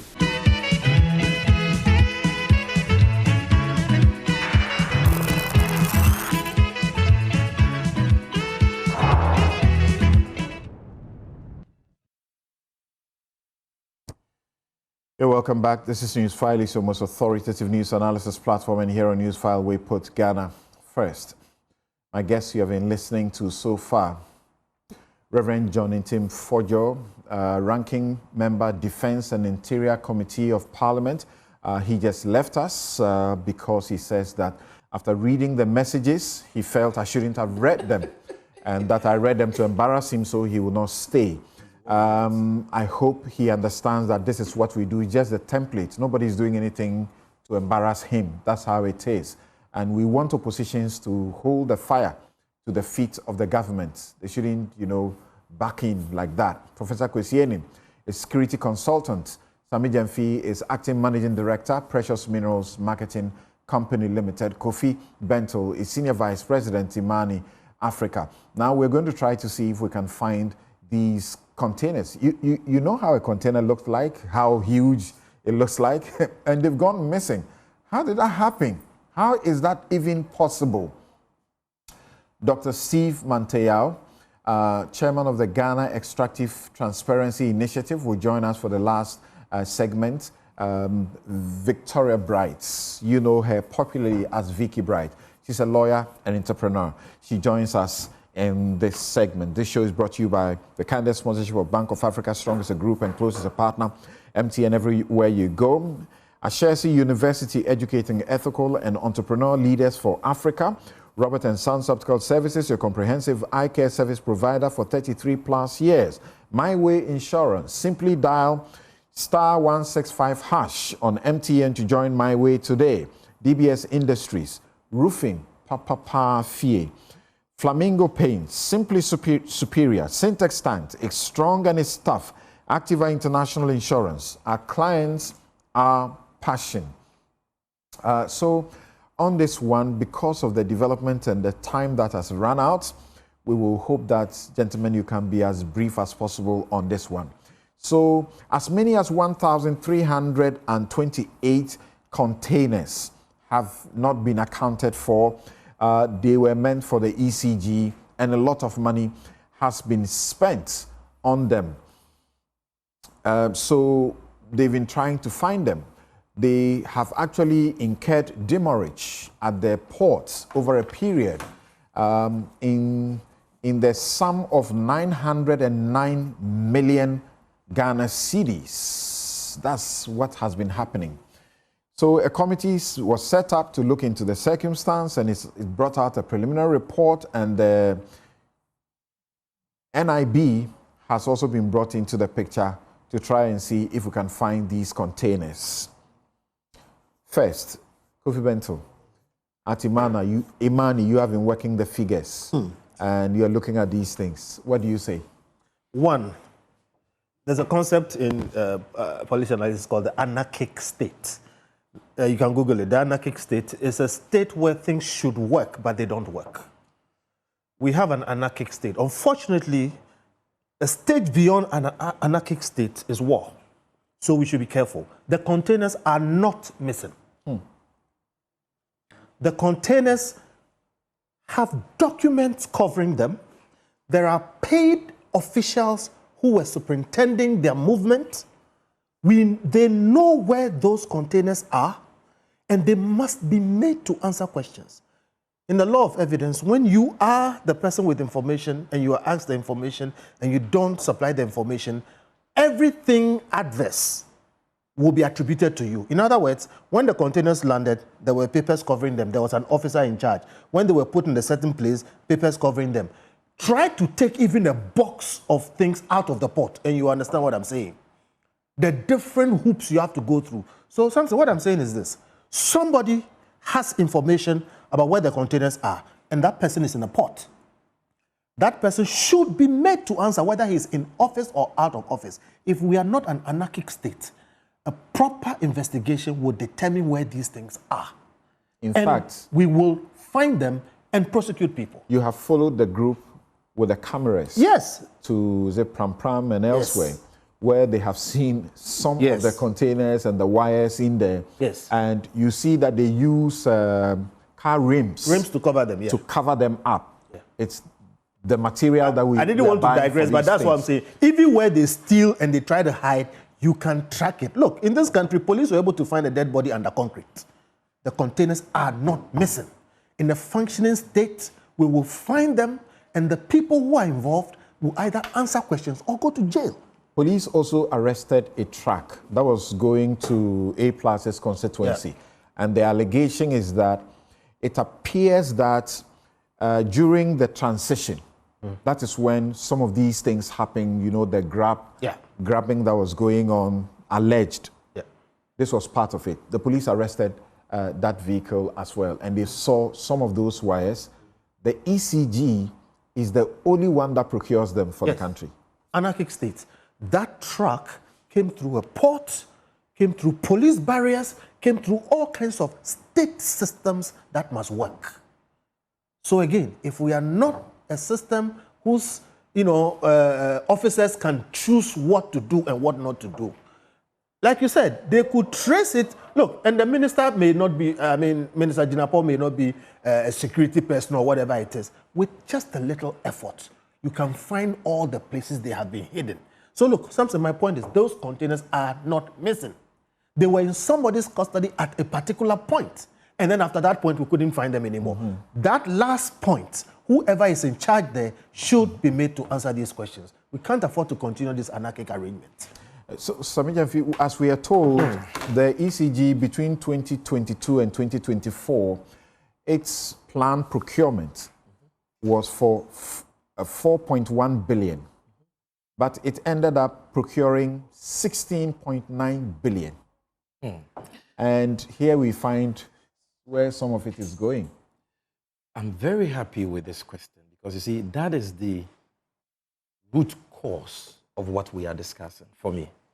That is the root cause, and that is where we must begin the discussion from. How did we get here in the first place? See, Samson, this case is a very sad matter, and I agree with Kofi on this matter, that, and I even say that this is a clear case of criminal negligence by enemies of the state in the previous management at ECG. Are you not speaking too early? No, because we are, as we speak, the facts are very clear. And the facts show that ECG did not have any need for these cables that they kept importing into the country. Every organization, not to talk of a company limited by shares, has a procurement plan for every year and a budget. And in that procurement plan and the budget, the company provides for all the items, the materials, the resources it will need in that fiscal year. Yes, there can be situations where the company exceeds that, you see, but you cannot have a situation where consistently over the years, one organization always exceeds its value procurement plan by 200%, 300%, 400%. In the year 2023, for example, by nearly 13 billion. 13 billion. Simply doesn't make sense. So clearly somebody stood to benefit from the mere award of these procurement contracts, even though he knew that ECG had no need for that. Again, Samson, we know as a matter of fact, and ECG itself has conceded, that none of these contracts were awarded in accordance with the public procurement law. The ECG claims that it is a limited liability company, and therefore its IGF is exempt from the scope of the public procurement law, which is clearly not the case. Section 14(1)(d) of the public procurement law says that the law governs procurement with IGF or public institutions as well. They are making reference to a certain legal opinion authored by the former Attorney General, which legal opinion was not addressed to them, but the Ministry of Finance, and which legal opinion has not been upheld by the PPA. Forgetting that the Attorney General himself is a member of the governing board of the PPA. If you want an exemption to use established commercial practices for your procurement as a company, the law says apply to the PPA and let the PPA give you expressly that exemption. They didn't have that, yet they kept on awarding contracts in breach of law. Need we remind them that there are people languishing in jail today in the NCA matter for breach of the same public procurement law, and that an EC chairperson lost her job allegedly for breaching the public procurement law. If you read the public procurement law, what they have done is totally criminal, and I am hoping that if for nothing at all, that will be pursued by the state. Aside that, you look at the sheer wickedness, okay? You import things that ECG doesn't need. The things arrive at the airport. You have a shipping unit at ECG that is supposed to clear these things. And then you always give excuses that you don't have money to clear them. You don't have money to clear the containers, yet you keep importing more containers. I mean, if you read the report of the committee set up to investigate this matter, ECG has spent in excess of 909 million cedis on just demurrage. 900 and almost 1 billion new Ghana cedis. And when we say demurrage, Not just demurrage. we mean penalties. Penalties. You are keeping your for things at the delaying, port, declaring and you are not removing them at the containers. port. It incurs demurrage. Taxpayers' money. I mean, these are public funds. Today, that ECG is owing about 68 billion cedis. Who is being called upon to pay? The people of Ghana. So why will you do this to your country? And you see, the saddest part is not even this part, Samson. When they allow the containers to pile up and accumulate huge demurrage on grounds that they don't have money, then they go surreptitiously to award contracts to clearing agents, some of whom don't even have custom clearance. They award contracts to clearing agents. Then the clearing agents are pre-financed by the ECG, the same ECG which said they didn't have money to clear the goods. In the case of Mint Logistics, they pre-financed them by 30 million cedis, gave another company 127 million cedis contract to clear the goods. Just say, no, we will give a contract to someone else to do it, pay huge monies to that company in breach of law. You see, these things have gone on for a long time. And today we are being told that 1,346 containers equivalent to $489 million. $1 million cannot be accounted for. I mean, this is mind-boggling. This is completely unacceptable. Okay. And I am happy that the Minister for Energy, and let me commend him for how transparent he has been on this matter and his determination to get to the bottom of this matter. I'm happy that he has written, beyond the investigations conducted by the committee he constituted, he's written to the NIB to take this matter up and investigate it. We don't want any excuses. The NIB must give us timelines. This cannot be treated as business as usual. We want to know where the containers which cannot be accounted for are, who was responsible for saying those in breach of public procurement law in the award of all these contracts and all that. Let's get to the bottom of this matter and let the laws of this country work. Thank you very much. And the minister wrote a letter dated the 2nd of April 2025, and it says, request for investigation into the Electricity Company of Ghana's ECG missing containers. I refer to the attached report of the technical committee constituted by the Ministry of Energy and Green Transition to conduct investigations into the status of the estimated 2,500 containers of ECG at the Tema port. The finalization of the investigation of the committee revealed that 1,357 of these containers could not be accounted for, thus allegedly missing. In view of the foregoing, the ministry kindly requests your outfit to commence investigation into the missing containers and furnish the ministry with the findings of your investigation. John Abdullahi Jinapo, Minister. Now, Afenyo-Markin, the matter came up in Parliament. And you know, Afenyo-Markin recently was the board chair of ECG sometime in 2024. Earlier, it was Kelly Gajepo between 2017 and 2024. And then Herbert Krapper also took over. And then Afenyo-Markin did a brief period there. Here, Afenyo-Markin, what he has to say about what goes on. How come containers at the ports? There are suspicions now. Containers that have arrived. The bureaucracy at our ports. They say the containers are missing. Mr. Speaker, it is true that when these containers come, there is some connivance with some customs officials, and they sell these containers, these cables that ECG needs after the supplier has been paid. They sell the container, and then people resell back to ECG. Are we pretending we don't know? Instead of us to pay attention and kill the rots, then we come here, then MPP, NDC, so now they say, oh, maybe it's happening on the MPP, it's happening on the NDC. No. An honorable minister, I know what you can do. If we can give you support to do it, you must adopt a posture, a non-partisan posture, and tackle the rots. But if we all want to approach it, MPP, NDC, Mr. Speaker, it will remain. NDC will spend 4 years, 16 years, 20 years, the same thing will be there. they will come into opposition, and the same thing would arise again. Then the perpetrators will be there in the system. Mr. Speaker, today, Ghanaian businesses cannot sleep because there's a new government, whereas foreign businesses are surviving because their ambassadors will be protecting their businesses.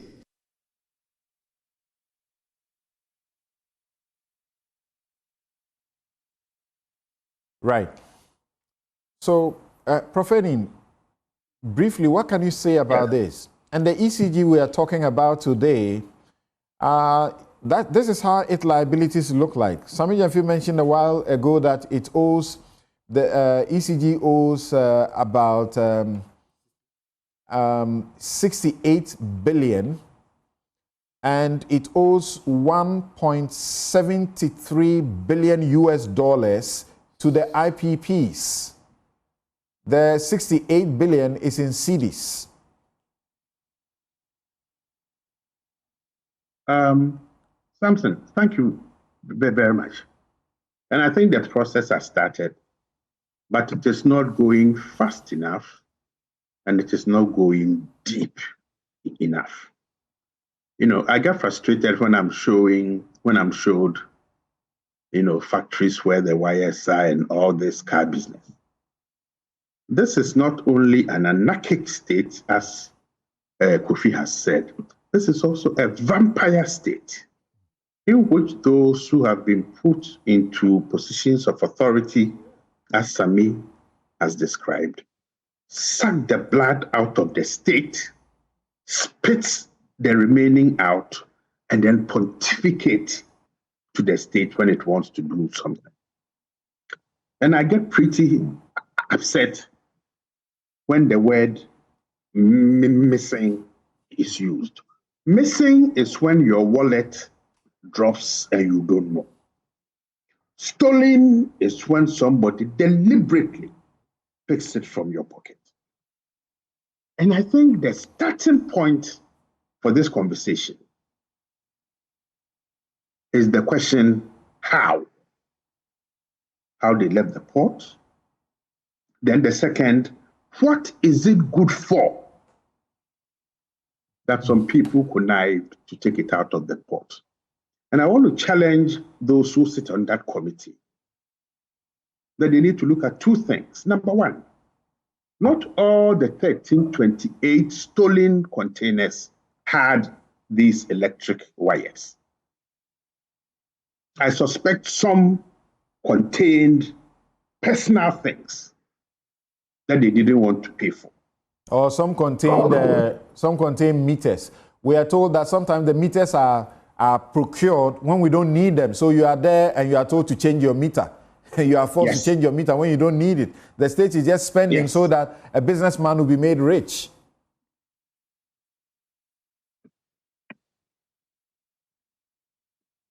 Did I lose Prof? Well, I'm here. Yes. I'm here. Yes, but the committee, the issue is now in the hands of the security, as in the National Intelligence Bureau.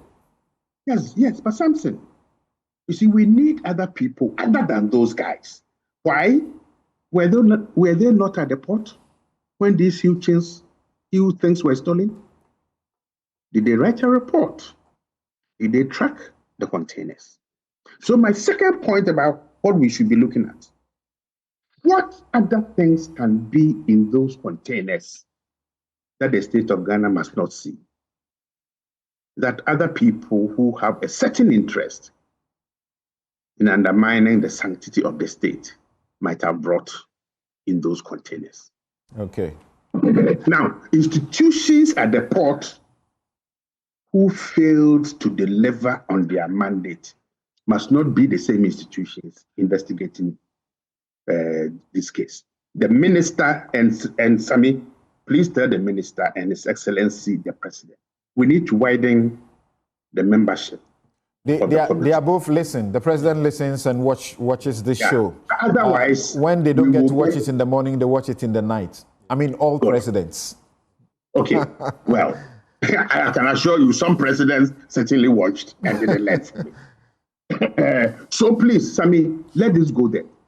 Institutions at the court that failed to protect the national interest cannot investigate this case. Number 3, have we seized any laptops, mobile phones to start a process of network analysis? You see, because those involved in this are not only in Ghana. And when you tell me you've arrested 14 Chinese and only 3 Ghanaians or so, it points out that we are totally in the wrong direction. Levels of collusion when these monies that Sammy is mentioning are involved, people will say the state of Ghana. So yes, we are tickling ourselves, which is very nice, but we are not scratching deep and wide enough. Let's not use this purely for publicity. It may come to bite us in a way that we don't expect. There is more to this. Okay, thank you. Thank you. Let's have Vicky Bright's comments on this as well. And Rev.Ntim Fordjour, speaking in the course of the week over this matter, actually he's the one ahead the first time from an idea of the worth of what is said to be missing, and he put $700 million to it. Yes, Samson, this is organized crime. It's organized crime that is very deep rooted, and it's rotten to the core. It starts from ECG and ends up at the ports. So it's something that is extremely serious. Okay? Let's look at ECG as an institution, because that is really the crux of the problem. Without all the lapses and all the collusion and things going on there, we would not be where we are now, which is in a very sorry and sad state, okay, to all of our detriment. Look at the kinds of monies that are being mentioned. We need that money. There's so much that we have to do as a nation. And the president has inherited practically nothing, you know, and debt upon debt upon debt. And why is that the case? Because a few selfish people consistently keep deciding that they can just help themselves to garner money. And enough is enough.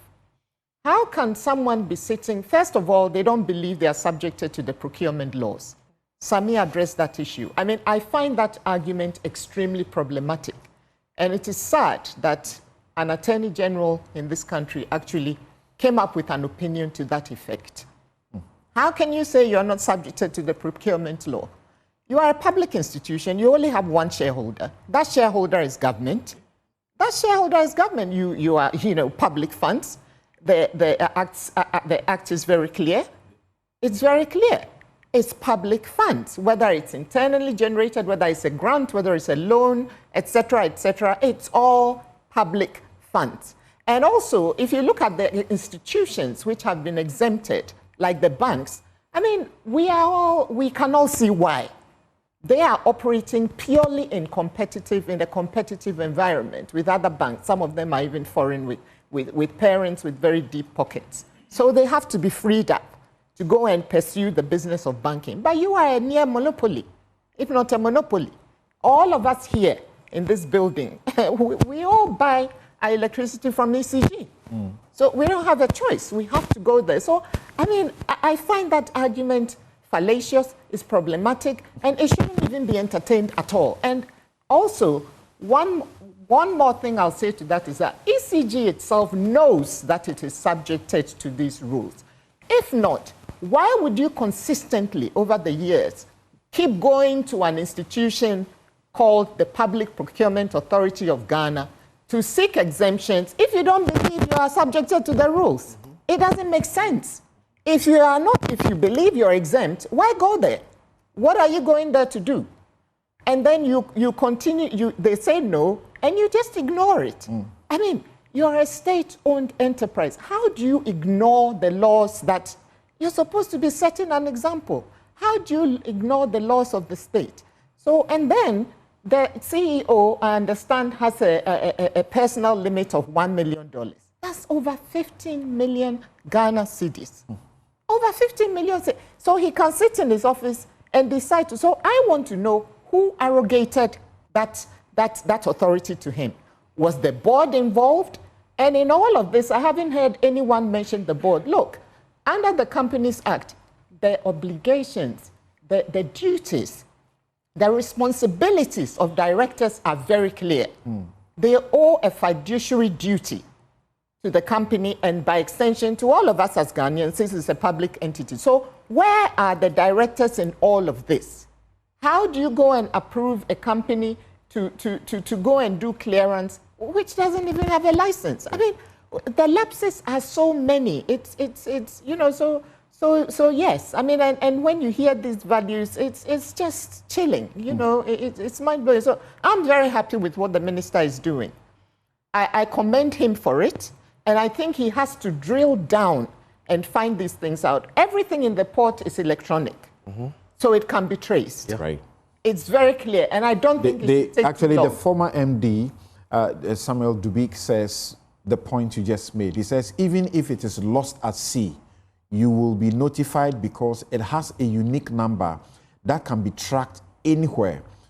So did they track the numbers and they didn't find them, or they are just resorting to the fiscal count? Containers that are in the custody of customs and Ghana Port and harbors, what does that have to do with ECG? Did the containers get missing in the custody of ECG? The investigative team never contacted me. Meanwhile, I have not gone anywhere, and I won't go anywhere. So what was the rationale behind that? If they wanted to do a thorough investigation, they should have called me. I don't even know where to begin with this one, because what he's saying, yes, it got, if you look, it's a very simplistic argument. Let me start off on that basis. Very simplistic argument. If he doesn't see the correlation between what is happening in ECG and says it has nothing to do with them, then I have very big problems with that. Okay. And I think every well-meaning Ghanaian who loves their country will have a problem with it. You are the MD of ECG. You are the ultimate, you know, other than the board under which you operate, you are responsible for everything that happens. He himself should be able to answer some of these questions. He should be able to answer some. And then you say it's pressure from above. And I don't understand why we feel that if you're occupying a public seat and someone is exerting pressure on you, okay? Someone is exerting pressure on you to do something which you believe goes against the company's fiduciary interest or your duties as CEO or MD, you feel glued to that. Nobody is gluing you to the seat. If you feel strongly about it, do what other people do in other countries. Resign. Okay. As long as you stay there, it is no argument. In Ghana, we don't know how to come resign. Back. This is the problem. So don't complain. All right. Don't complain. You accept the responsibility and you get punished for it if you are found to be culpable. Okay. You cannot sit there, do the wrong thing, and then say you're being forced to do the wrong thing, and then expect Ghanaians to say, "Oh, pressure, no, you know, no shit," or whatever. Beyond the criminal investigations, the procurement expert Kobna Atabedu has been saying there ought to be a forensic audit. Yeah. He was on our platform, and he pointed to numerous, you know, governance issues and procurement infractions under the PMF and the PPA. And the Companies Act as well. Would you say we should do more than just criminal investigations? I think we need to, I think we definitely have to do the forensics. And I would want a wide scope. Okay. Right from the personnel at ECG who were involved in this, management and anybody else, the board itself, who authorized these things, who ordered them, and who authorized that order. And then you go to the financials and the regular things. And also one thing we probably don't, we need to let the public know more of is the Whistleblowers Act. Correct. You know, because people don't do the linkage, you know, so we need to probably do some kind of exercise to educate Ghanaians on how that works so that they will feel emboldened to blow the cover on some of these things for us to see. So yes, yes, criminal investigations definitely, and the consequences have to be seen through. I mean, we have, I think the act will probably need to also be changed. 5 years imprisonment fine, but there's also the 2,500 penalty units. I don't know whether one penalty unit is still 12 cedis. It's still 12 If Ghana it is, cedis. then it's about 30,000 cedis, if That's my right. math is correct. That's right. And so that is not a big enough deterrent. So that financial penalty has to be, I mean, look at the kinds of monies we're talking about versus 30,000 cedis. So we need to look at some of these things. Look at the procurement, look at the procurement regime as a whole, and then see where we have weaknesses, strengthen those weaknesses, look at institutional and regulatory gaps, and see how we can close some of these gaps. All right. Yeah, Samson, on this message Thank from you. Bibike, Thank you. there's something that's come into my mind. You recall that when the MPP was in office, Parliament was always inundated with application for tax exemptions for multinationals and private companies and all that. Now, so it beats my imagination why the government... I'm conflicted because I led a suit to stop some of those tax waivers. But the question is, if they were minded to seek and actually grant tax exemptions for multinationals, private entities, even assuming that it was true that ECG didn't have money to clear these containers, why didn't they give them exemption to clear them? Because this is a wholly owned public entity. Exactly. They kept on importing these things. Forget about the fact that we didn't need them. Forget about the fact that they didn't follow procurement law. But at the end of the day, the taxpayer was going to pay for it. Absolutely. And we needed these cables very badly. So why won't you give them it was being exemption done for 1D, 1F companies. That was a regime as an incentive for those companies. Yeah, so what about ECG? If indeed they didn't have them. 1 minute. And so Senior, before you come in, just one sentence. You see, Dubik Mahama should stop talking. He should stop talking. The question is, why did we have a situation where 2,500 containers belonging to the ECG were held up at the port in the first place? It is because of his recklessness in awarding contracts for things that ECG didn't need. You are not saying the same about the board chair who spoke about the fact that these things, the last board chair, it applies to all of them, including Herbert Krampa, including Napo, including all the ministers who sat down for this to happen. This should not happen. So yes, quickly, what do you want to say? Quickly. I beg. We keep talking about forensic audits. We are not there yet. Please, somebody should ask the GPHA chief executive to give information about those containers that arrived at the port and who took them out. A forklift lifted those things, put it on a low loader, and somebody passed the papers and signed them to put them out of the port. The head of GPHA should simply give that. It is not forensic. All right, thank you. It is simple. Thank you very much. For those of you commenting about my shirt, it is by the kind courtesy of Konatic Clothing. You can call 0244 676732, 0244 676732, Konatic Clothing. And they are still MPP colors. I love them. I love them. I love them. I love them. Like I always say, the parties are not criminal organizations, but they have individuals in there who are bad. We deal with those individuals. Right. Now, and Vicky spoke about the Whistleblowers Act, and I'm getting messages about how we need to educate people a lot about the Whistleblowers Act. Since 2006, we passed it, but we say very little about it. So let there be a lot of education, that there is even protection for you, security protection, if you blow the whistle. And you are likely to even get 10% of what government is able to recover if you blow the whistle, except there's a fund that's supposed to be set up. It still has not been set up. Okay. I've got some of your messages. I'll read them quickly, then we take a break. We'll return to see if the GoldBod is what we need to do what it says it will do. Companies belonging to shareholders and not management. The owner of ECG is Government of Ghana. Procurement is pool demand of operations and stocks both in stores and on order. Okay, thank you. I hope that message is understood. Then Frank Anderson Jr. says that this is not a committee matter. This is criminal. It is an organized crime, like Vicky said, and must be treated as such. We know when these containers arrived in Ghana, arrest them and bring all investigative body to swiftly sniff out the criminals. We talk too much in this country. We need to start doing.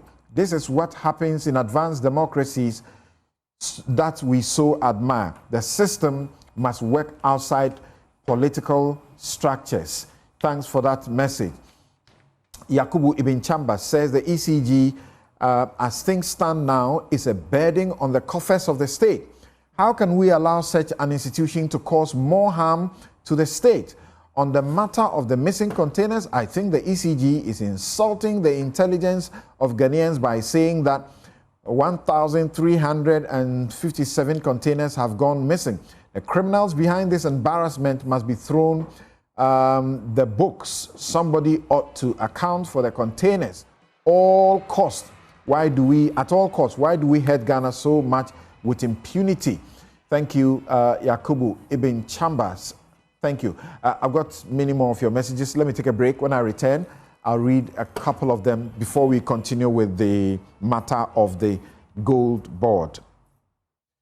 You're welcome back. This is Newsfile. It's your most authoritative news analysis platform. And here on Newsfile, as always, we put Ghana first. There's a law, very fresh, baked law in Ghana.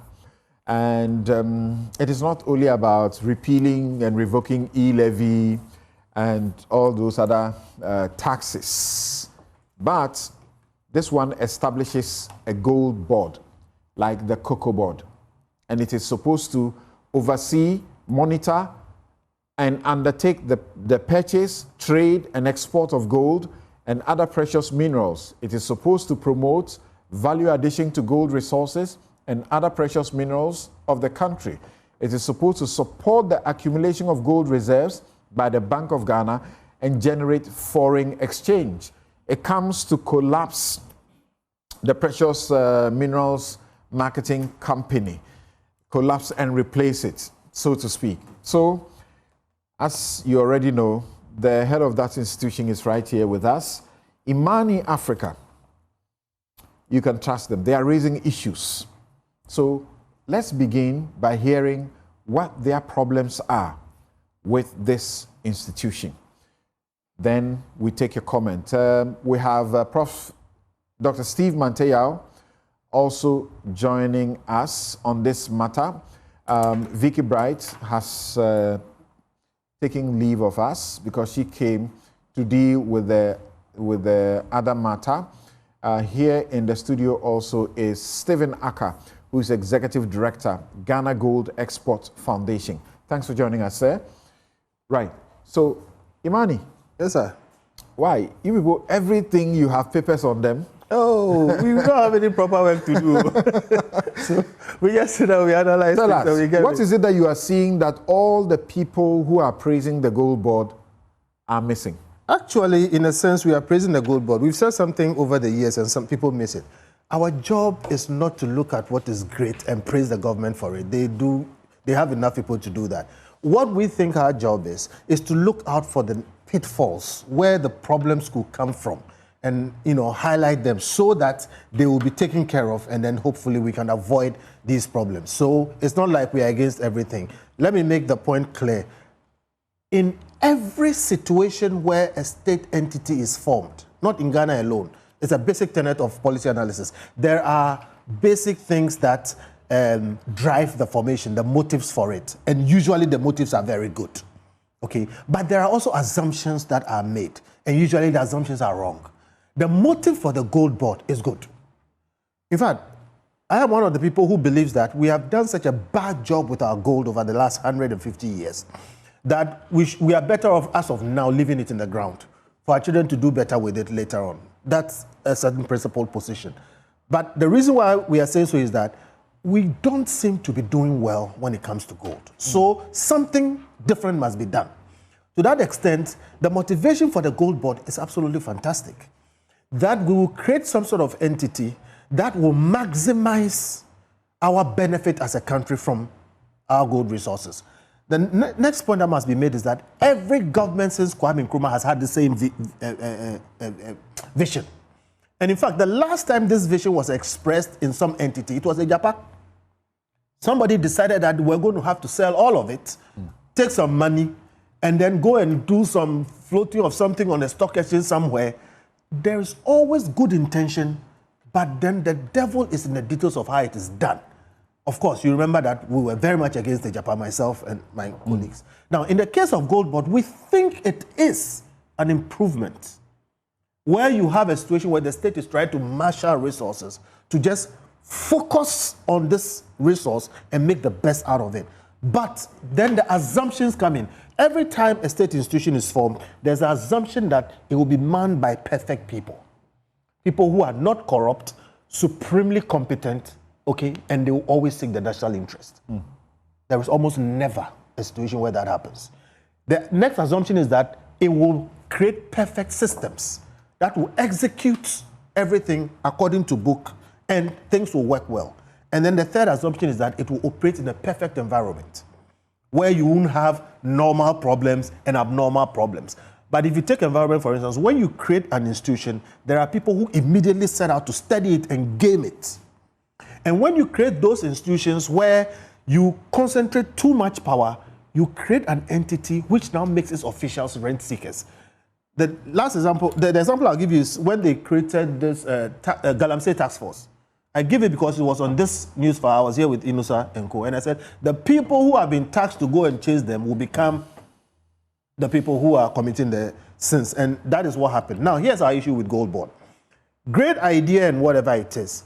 When you concentrate commercial activity plus regulatory activity plus all of that in a government institution with powers to interact with people and industry and others within that ecosystem. And that, if you look at Section 44, so we have some of the bills. I'll be looking for the actual one that was passed. Going down, they have tribunals, they have inspectors. Yes, the president appoints some of those people and all those things, but that is why I say the assumption is that we have perfect people working with perfect systems in a perfect environment. Gold is a spirit, I've told you. But that's something you can't help. No, you can't help it. You're setting up an institution and it's people who populate it who do the job. You can help it. That's why we have, for instance, in governance separation of powers. That is why across this country you will see you have regulators, you have commercial actors. If the people will be bad, they will be bad. If they will be corrupt, they will be corrupt. No, that is where you don't have to make the assumption that you are going to have perfect people. You hedge against these things. Why separation of powers is there not because people are bad persons. So in this GoldBod, where have they gone wrong, and what is the preemption you are making about the temptation to... You don't have the time, so let me give you the wrong things. A few examples. Number one, today as we speak, gold is extremely hot. Like, gold is the price of gold has gone very high. There's a lot of money chasing gold. I can tell you, now here, market, there is no need for government to put any state funds behind the buying of gold. And market, every money we put as a government behind the buying of gold today, tomorrow we'll come back and we'll establish probes around it because they will be wasted and looted.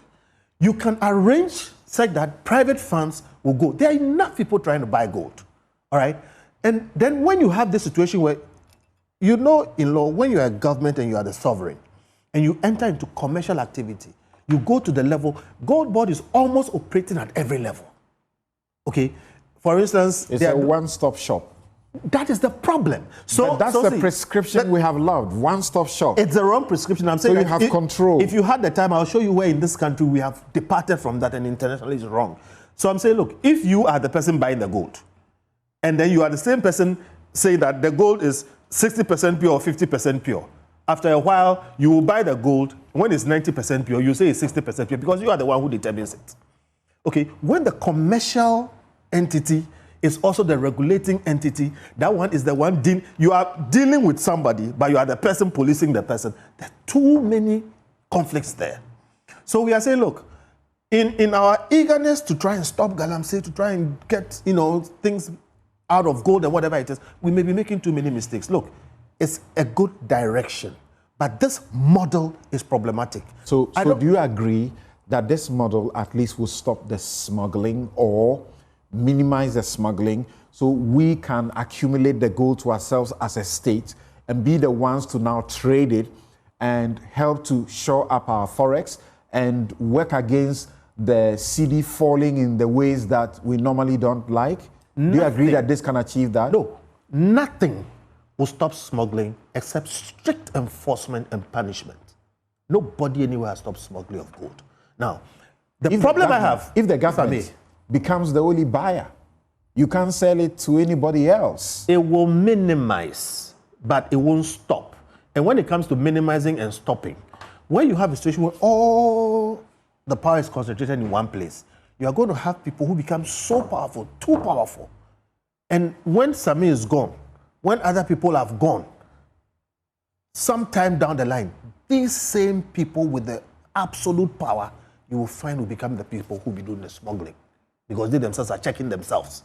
It never works anywhere. Has the GoldBod model not helped us? GoldBod, as I speak, it has helped to prop up our economy over the years. I'm saying GoldBod, as I speak today, as far as I am concerned, has failed.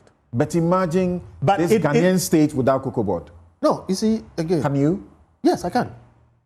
I can. See, when people made money from cocoa, it's when we didn't have GoldBod. Travel into our villages, you see old, good houses. People became rich over cocoa when we didn't have GoldBod. When GoldBod became a state institution, it helped the states, but it impoverished people. Cocoa farmers are the most taxed in this country. And it's because of the activities of GoldBod. You don't have the time here. But what I'm saying is that when you concentrate too much power in a government institution and you do the analysis, you find out that, look, as you are looking for the good, you may be doing more bad than good. Okay. GoldBod is a good idea. This law seems to be in the right direction, but there are too many landmines in it, and it will explode one day. Let's start, but let us quickly go and amend this thing. So take a breather. Take a breather. I'll come to Sammy before I come to Steve. Try and convince those who think that this is too good to be true. Well, Samson, thank you. Let me indicate that on this matter, I'm not debating. I'm here as a public officer entrusted with a duty to provide clarification and information on matters of concern to various stakeholders. The law we have today is a product of extensive consultations, but for the contribution, Imani has actually applauded you for opening up the consultation, unlike the previous government where they didn't open up. And I say we have this law fit for purpose in this current state because of the invaluable contributions of various stakeholders. So we appreciate, their contributions. Unfortunately, in the case of my brother Kofi Bentel, I'm not really getting, the crux of the issues he's raising. First of all, let's understand why Ghana needs GoldBod. Look, gold is a precious mineral we've been endowed with as a country over the years. But we all agree that as a nation, we have not derived the necessary benefits we ought to have derived from it. And that is because government has not taken keen interest in the trading of that precious mineral called gold. Our focus has been on royalties and taxes. But in terms of how gold is traded and how the states can maximize benefit from that, we've not done that as a country since independence. Okay? Nkrumah wanted to do something like that. And so in 1963, he set up the Diamond Marketing Board, which metamorphosed into PMMC. Okay? And so what President Mahama is saying is that let's have a commodity board for gold and other precious minerals that monopolizes the trading of that commodity so that the state can get the needed benefits we need from it. What benefits are we talking about? Number one, foreign exchange. Gold is one of the highest earners of foreign exchange in the world. We've done something brilliant with cocoa, despite the challenges we've had with GoldBod's management. Okay? GoldBod has been a blessing to the state year in, year out, because it is the main commodity that brings in foreign exchange in advance for us as a people. We are able to get, under the NDC, the actual NDC government, GoldBod could give us $2 billion in forex sitting at the Bank of Ghana at the beginning of the cocoa season. And that is what served as the bulwark of our national currency. The two main sources of forex for Ghana has been cocoa and borrowing from the Eurobond market, or borrowing in general. Today, Cocoa Board has been mismanaged, is on its knees, collapsed by the MPP. They can't go and even syndicate funds again. Ghana as a country has also been locked out of the capital market. We can't go on the Eurobond market and borrow in dollars again. Where do we get dollars for the woman at Makola who wants dollars to import rice or sugar from China? Where do we get dollars to support our currency? So the previous government started something which was good, a domestic gold purchasing program by the Bank of Ghana. Safe to say that it was shrouded in opacity, and the entities, the main entity which was powering it, the Bank of Ghana, did not have the powers to sanitize the markets. And so they were doing the right thing in a wrong policy environment, which has led to huge losses on the books of Bank of Ghana. Bank of Ghana buys gold, MIF, another state agency buys gold, PMMC is buying gold, you have many traders, and the market is dominated by foreigners, mainly Indians and Chinese, and they are reaping the benefit of this important resource relative to trading. So Mahama and the NDC says, you know what? Let all these state agencies back out. Let's upgrade PMMC into GoldBod. And let this be the sole agency responsible for buying, selling, assaying, and exporting this mineral gold, so that we can track all the forex and bring the forex back. Today, Kofi Bentil may know, before Bank of Ghana intervened in the market, gold was being exported by bullion traders, 70% of whom are foreigners. Which is wrong, yes. And they are required by law to repatriate the dollars, the forex, within 30 days of export. Only 80% or 100%. Even that, they don't comply. Agreed. And so when you hear that gold gave Ghana $11.5 billion in 2024, small scale contributing $4.6 billion, you ask yourself, where did the money go to? If government is the one buying and exporting the dollars, we'll be here. You get the dollars every 3 days, every 4 days, the dollars is here. Now, so that is the whole rationale. We need dollars to stabilize the exchange rate. Government cannot see this important role to Chinese and Indians and private Ghanaians who have proven over the years that they are not interested in repatriating the forex. Agreed. So government says, I'm intervening. I want to do this myself. You will continue to buy, but buy for me and I will do the export. I will even give you the money to buy. And I'm regulating you to make sure that you do not smuggle the gold, and we do not lose the needed revenue and dollars. And I even want to move from exporting Dory, unrefined gold, to exporting bullion through value addition. I want to move from the total export of all our Dory, unrefined gold, and even allocate some for the downstream fabrication companies to use gold for jewelry and other ornaments. I also want to ensure supply chain traceability, so that the gold we get from small-scale mining, which at the moment is not accepted by the LBMA market, can be accepted and can form part of our gold reserves. This is the reason why we are doing GoldBod. Now, concern number one. You say that, number one, the last time a government sought to do this was Ejapa. Please, senior, this one you know. Ejapa is nothing like GoldBod.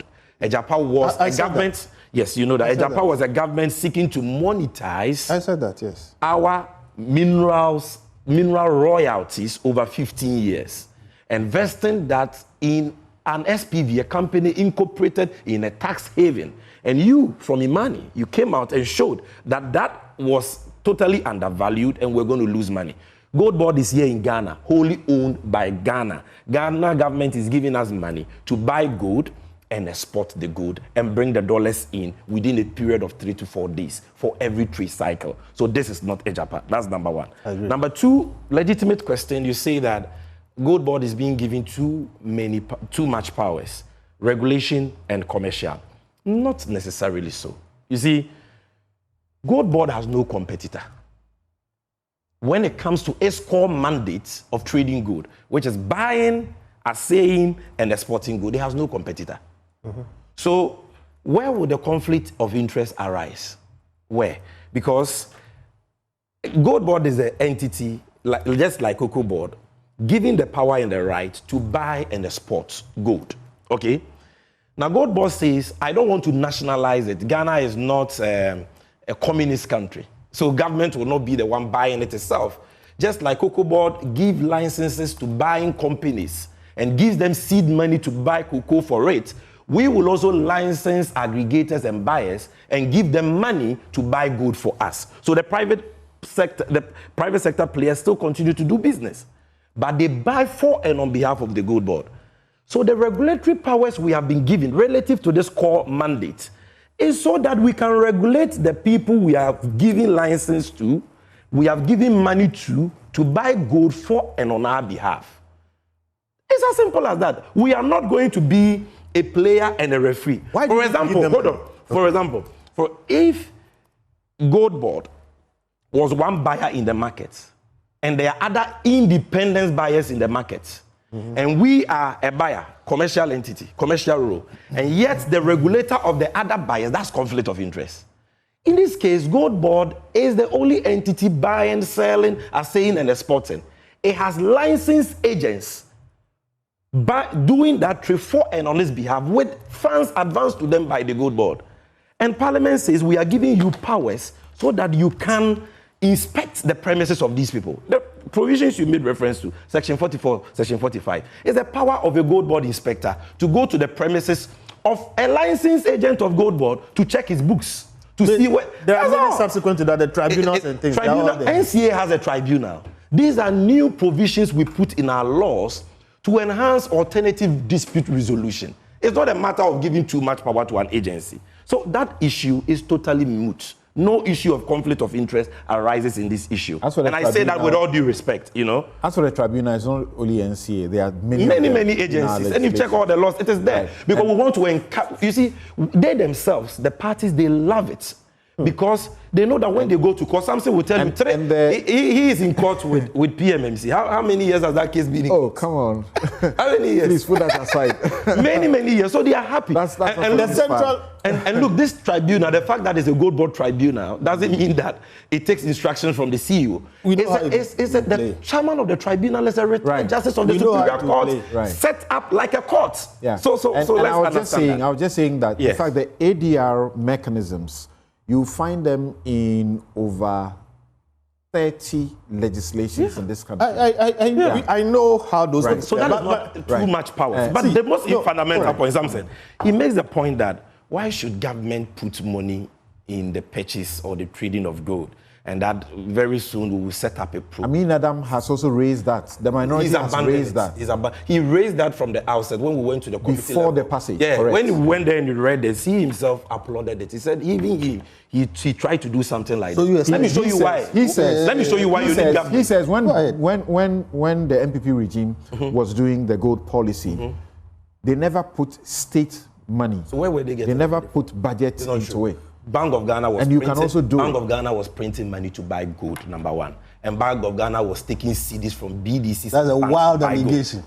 So where does Bank of Ghana get money from to buy 20% of the gold produced by large-scale mining companies?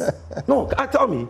Well, where does the Bank of Ghana, when Bank of Ghana, why has the IMF told the Bank of Ghana to stop? Doesn't have that is monetary finance. But let me answer his question. Let me tell you quickly why there cannot be any nobler, agenda for government to spend public funds on than gold trading. Let me tell you that. You see, it is true. GoldBod, we don't need money from government before we can buy gold as an institution. Because there are many people, as I sit here, across the world, from UAE, India, Europe, chasing us with dollars. Take our money and buy gold. Take our money. They are chasing us across the world with billions of dollars. You know why that is not our first option? Because that person is not a Father Christmas. When he gives you the money, he expects you to buy the gold and export it to him at a discount. Some want 5% discount, 6% discount, 4% discount, which means that if you take their money, you have to go and buy gold from the licensed miner at that high discount plus your own discount. So we will be required to be buying gold from miners at 7%, 8%, 10% discount. Will we get the gold? That will only fuel smuggling. And so that is why government says, so that you will not go and buy gold from miners at outrageous prices, which will give them an incentive to smuggle the gold. I am giving you the seed money so that with state funds, you are not required to sell gold at any discount. Okay. You can buy it at the best price possible. That is the reason. Right. And this money given us is only seed capital. If we go to the market today and the money is not enough, we've already met with Bank of Ghana and Seaboard. We are going to syndicate CDs from them to complement this amount of money. You understand? Currently, even these agencies in Ghana, they don't even have the capacity to. There are state entities today financing the buying of gold. Thank you. Some of them are making losses. We are very like the time. Yes. And the reason they are making those losses is why you need GoldBod. But is the state financing gold and they are still making losses? The reason is that no, it's important. Let me answer this one. See, Mantea is on the line. I need to get to him quickly. Just 5 seconds. The reason they are making losses is that they are buying gold from an unregulated market. They don't have an entity like GoldBod. You need to abolish all of them. Okay, thank you. Hold on. Dr. Steve Mantea, thank you very much. Earlier you were not on, and I almost forgot that we secured you back on the line. Hello, Steve Mantea. Okay, we lost him. So let me come to Aka. So we are told that revenue loss to gold smuggling, it's about 2 billion. And we know that gold's contribution to exports now is even beyond 50%. It's been hovering around the 50% range since 2012 to now. And now, thankfully, it's gone beyond. The small-scale miners have such a huge contribution to the process. And now, all of them are having to do this and sell it to the government. What do you say? All right, Samson, thank you very much. I think what we need to understand is that this is a new program that it was launched in 2018 by the World Gold Council, just because of the outflow and the inflows of gold that developing nations such as Ghana, which Ghana is part of it, they were looking at. So if you look at the program, I mean, we are part of the key people that initiated the responsible sourcing program, because when we wanted to promote some of this program, we realized that the main thing was the responsible sourcing program, who look at the market and the supply chain. As we speak, for the past 4 years, we've seen that the momentum for gold price have crossed even the psychological aspect of what we wanted, because we all thought gold never reached 3,000. An ounce of gold today is around $3,100 per ounce. Now, I think the GoldBod is a program that from day one we've actually promoted it. Our only concerns as an international, because we sit to most of the task force, is that we want to see how this program can look at the landed price and also the domestic price. I think that's where I wanted Imani to really understand, because see, the gold business is not more of theory. It's more of like a more critical program where you have to understand how the gold move from the mines to also even end at the refinery. Now you're in the country that you call yourself number one producer of gold. However, you don't have an LBMA refinery yet. And there are other alternative certification that we can look at. We as exporters in this economy, as Sammy mentioned, you will see that people bring in dollars, but at the end of the day, even when you go to the bank and even want to change, our biggest challenge has been the FX. So because the commercial bank will tell you that there's a specific rate that they have to give you. Now, Samson, what you have to understand here is we want to see how the GoldBod can support the compliance nature of the gold trade in Ghana, which we are not. Because Ghana gold goes a lot, as we mentioned, but I can tell you that none of the LBMA refineries have ever accepted the small-scale mining gold, all because of the tag that we have. So if there's a tag on an asset, which is number one commodity in your country, and you have, when you go outskirts of Ghana, you have this set of tag on you, then how are you going to achieve your balance of payment? Because you see that ever since, as I mentioned, I don't know, even from Kwame Nkrumah's time, Ghana has never achieved a balance of payment. The only commodity that can help Ghana to do this is through the ASM to support the landscape. Because bear in mind, the landscape works on the reserve. They don't work on the gold produce. Because a landscape has already invested money, gone on the stock exchange, raised money for the next 20 years. The small scale miner doesn't have it. So I think my advice to my brother Sammy is that we should involve more of the compliance team to look at how the outflow goes and also the inflow comes. Then at the end of every quarter, as I mentioned, the weekly purchases, the organization that can come in, that can even advocate to say that the supply and the programs are really going fine. Now, there's something also you have to understand.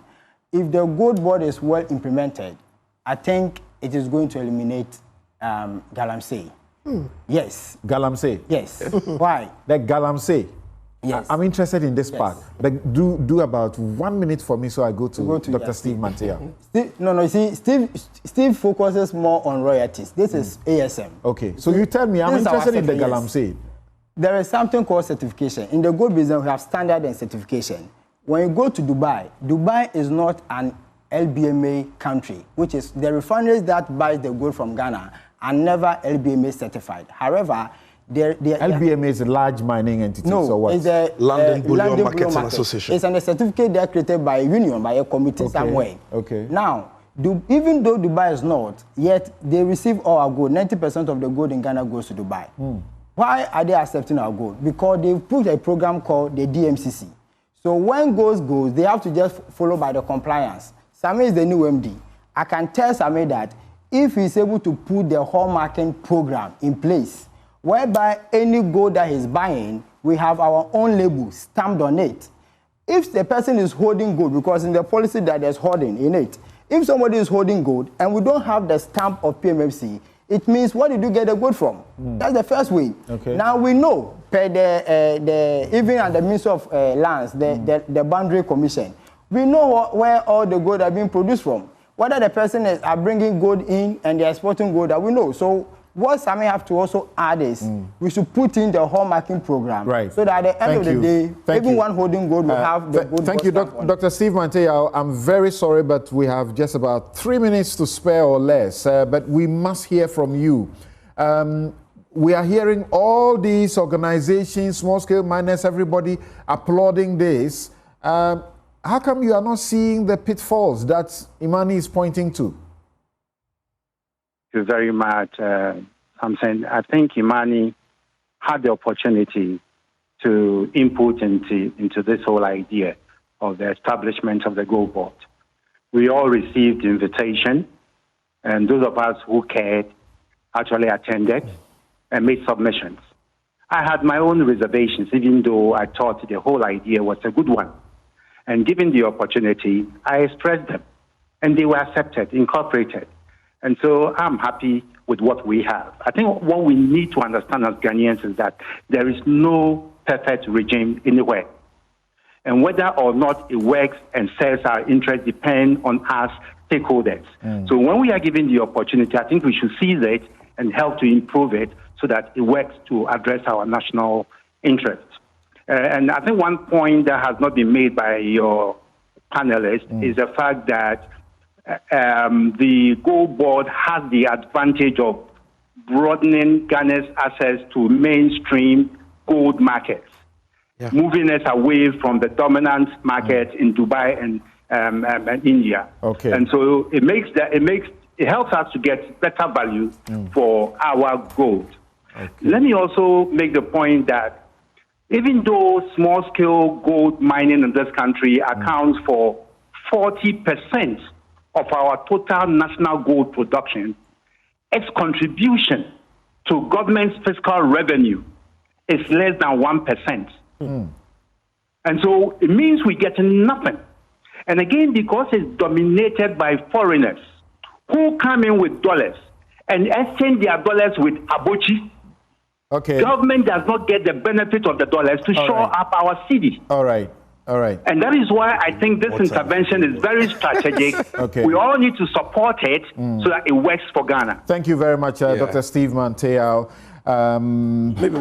Dr. Steve Mantea, thank you very much. And then Steve Aka, Executive Director at the Ghana Gold Export Foundation. Dr. Steve Manteyao is chairman of the Ghana Extractive Transparency Initiative. We had Vicky Bright earlier. We had John Ntim Fordjour earlier. Professor Kwesi Enin also. Sammy Gyamfi is here, acting managing director of the Precious Minerals Marketing Company. I suppose by the coming into force of this law, that company is gone. Kofi Bento is here, senior vice president, Timani Africa. Dr. Nyaho Tamaklo says the ECG container scandal is a well-organized crime that requires stern and immediate attention. It should be handled properly with thorough investigations, prosecution, imprisonment, and refund of stolen funds. I advise the current administration to act swiftly to avoid facing the wrath of the people. It's time for accountability and transparency, and for those responsible to be brought to book to restore the public trust and confidence in our institutions. The people demand justice and action now to prevent further erosion of faith in our governance. There are hundreds of messages, but directed at Mr. Ntim, Rev.Ntim. We won't read them because he's not happy about them. You didn't try. Why did Have a good afternoon. I'm Samson, Lardy, Anyenini.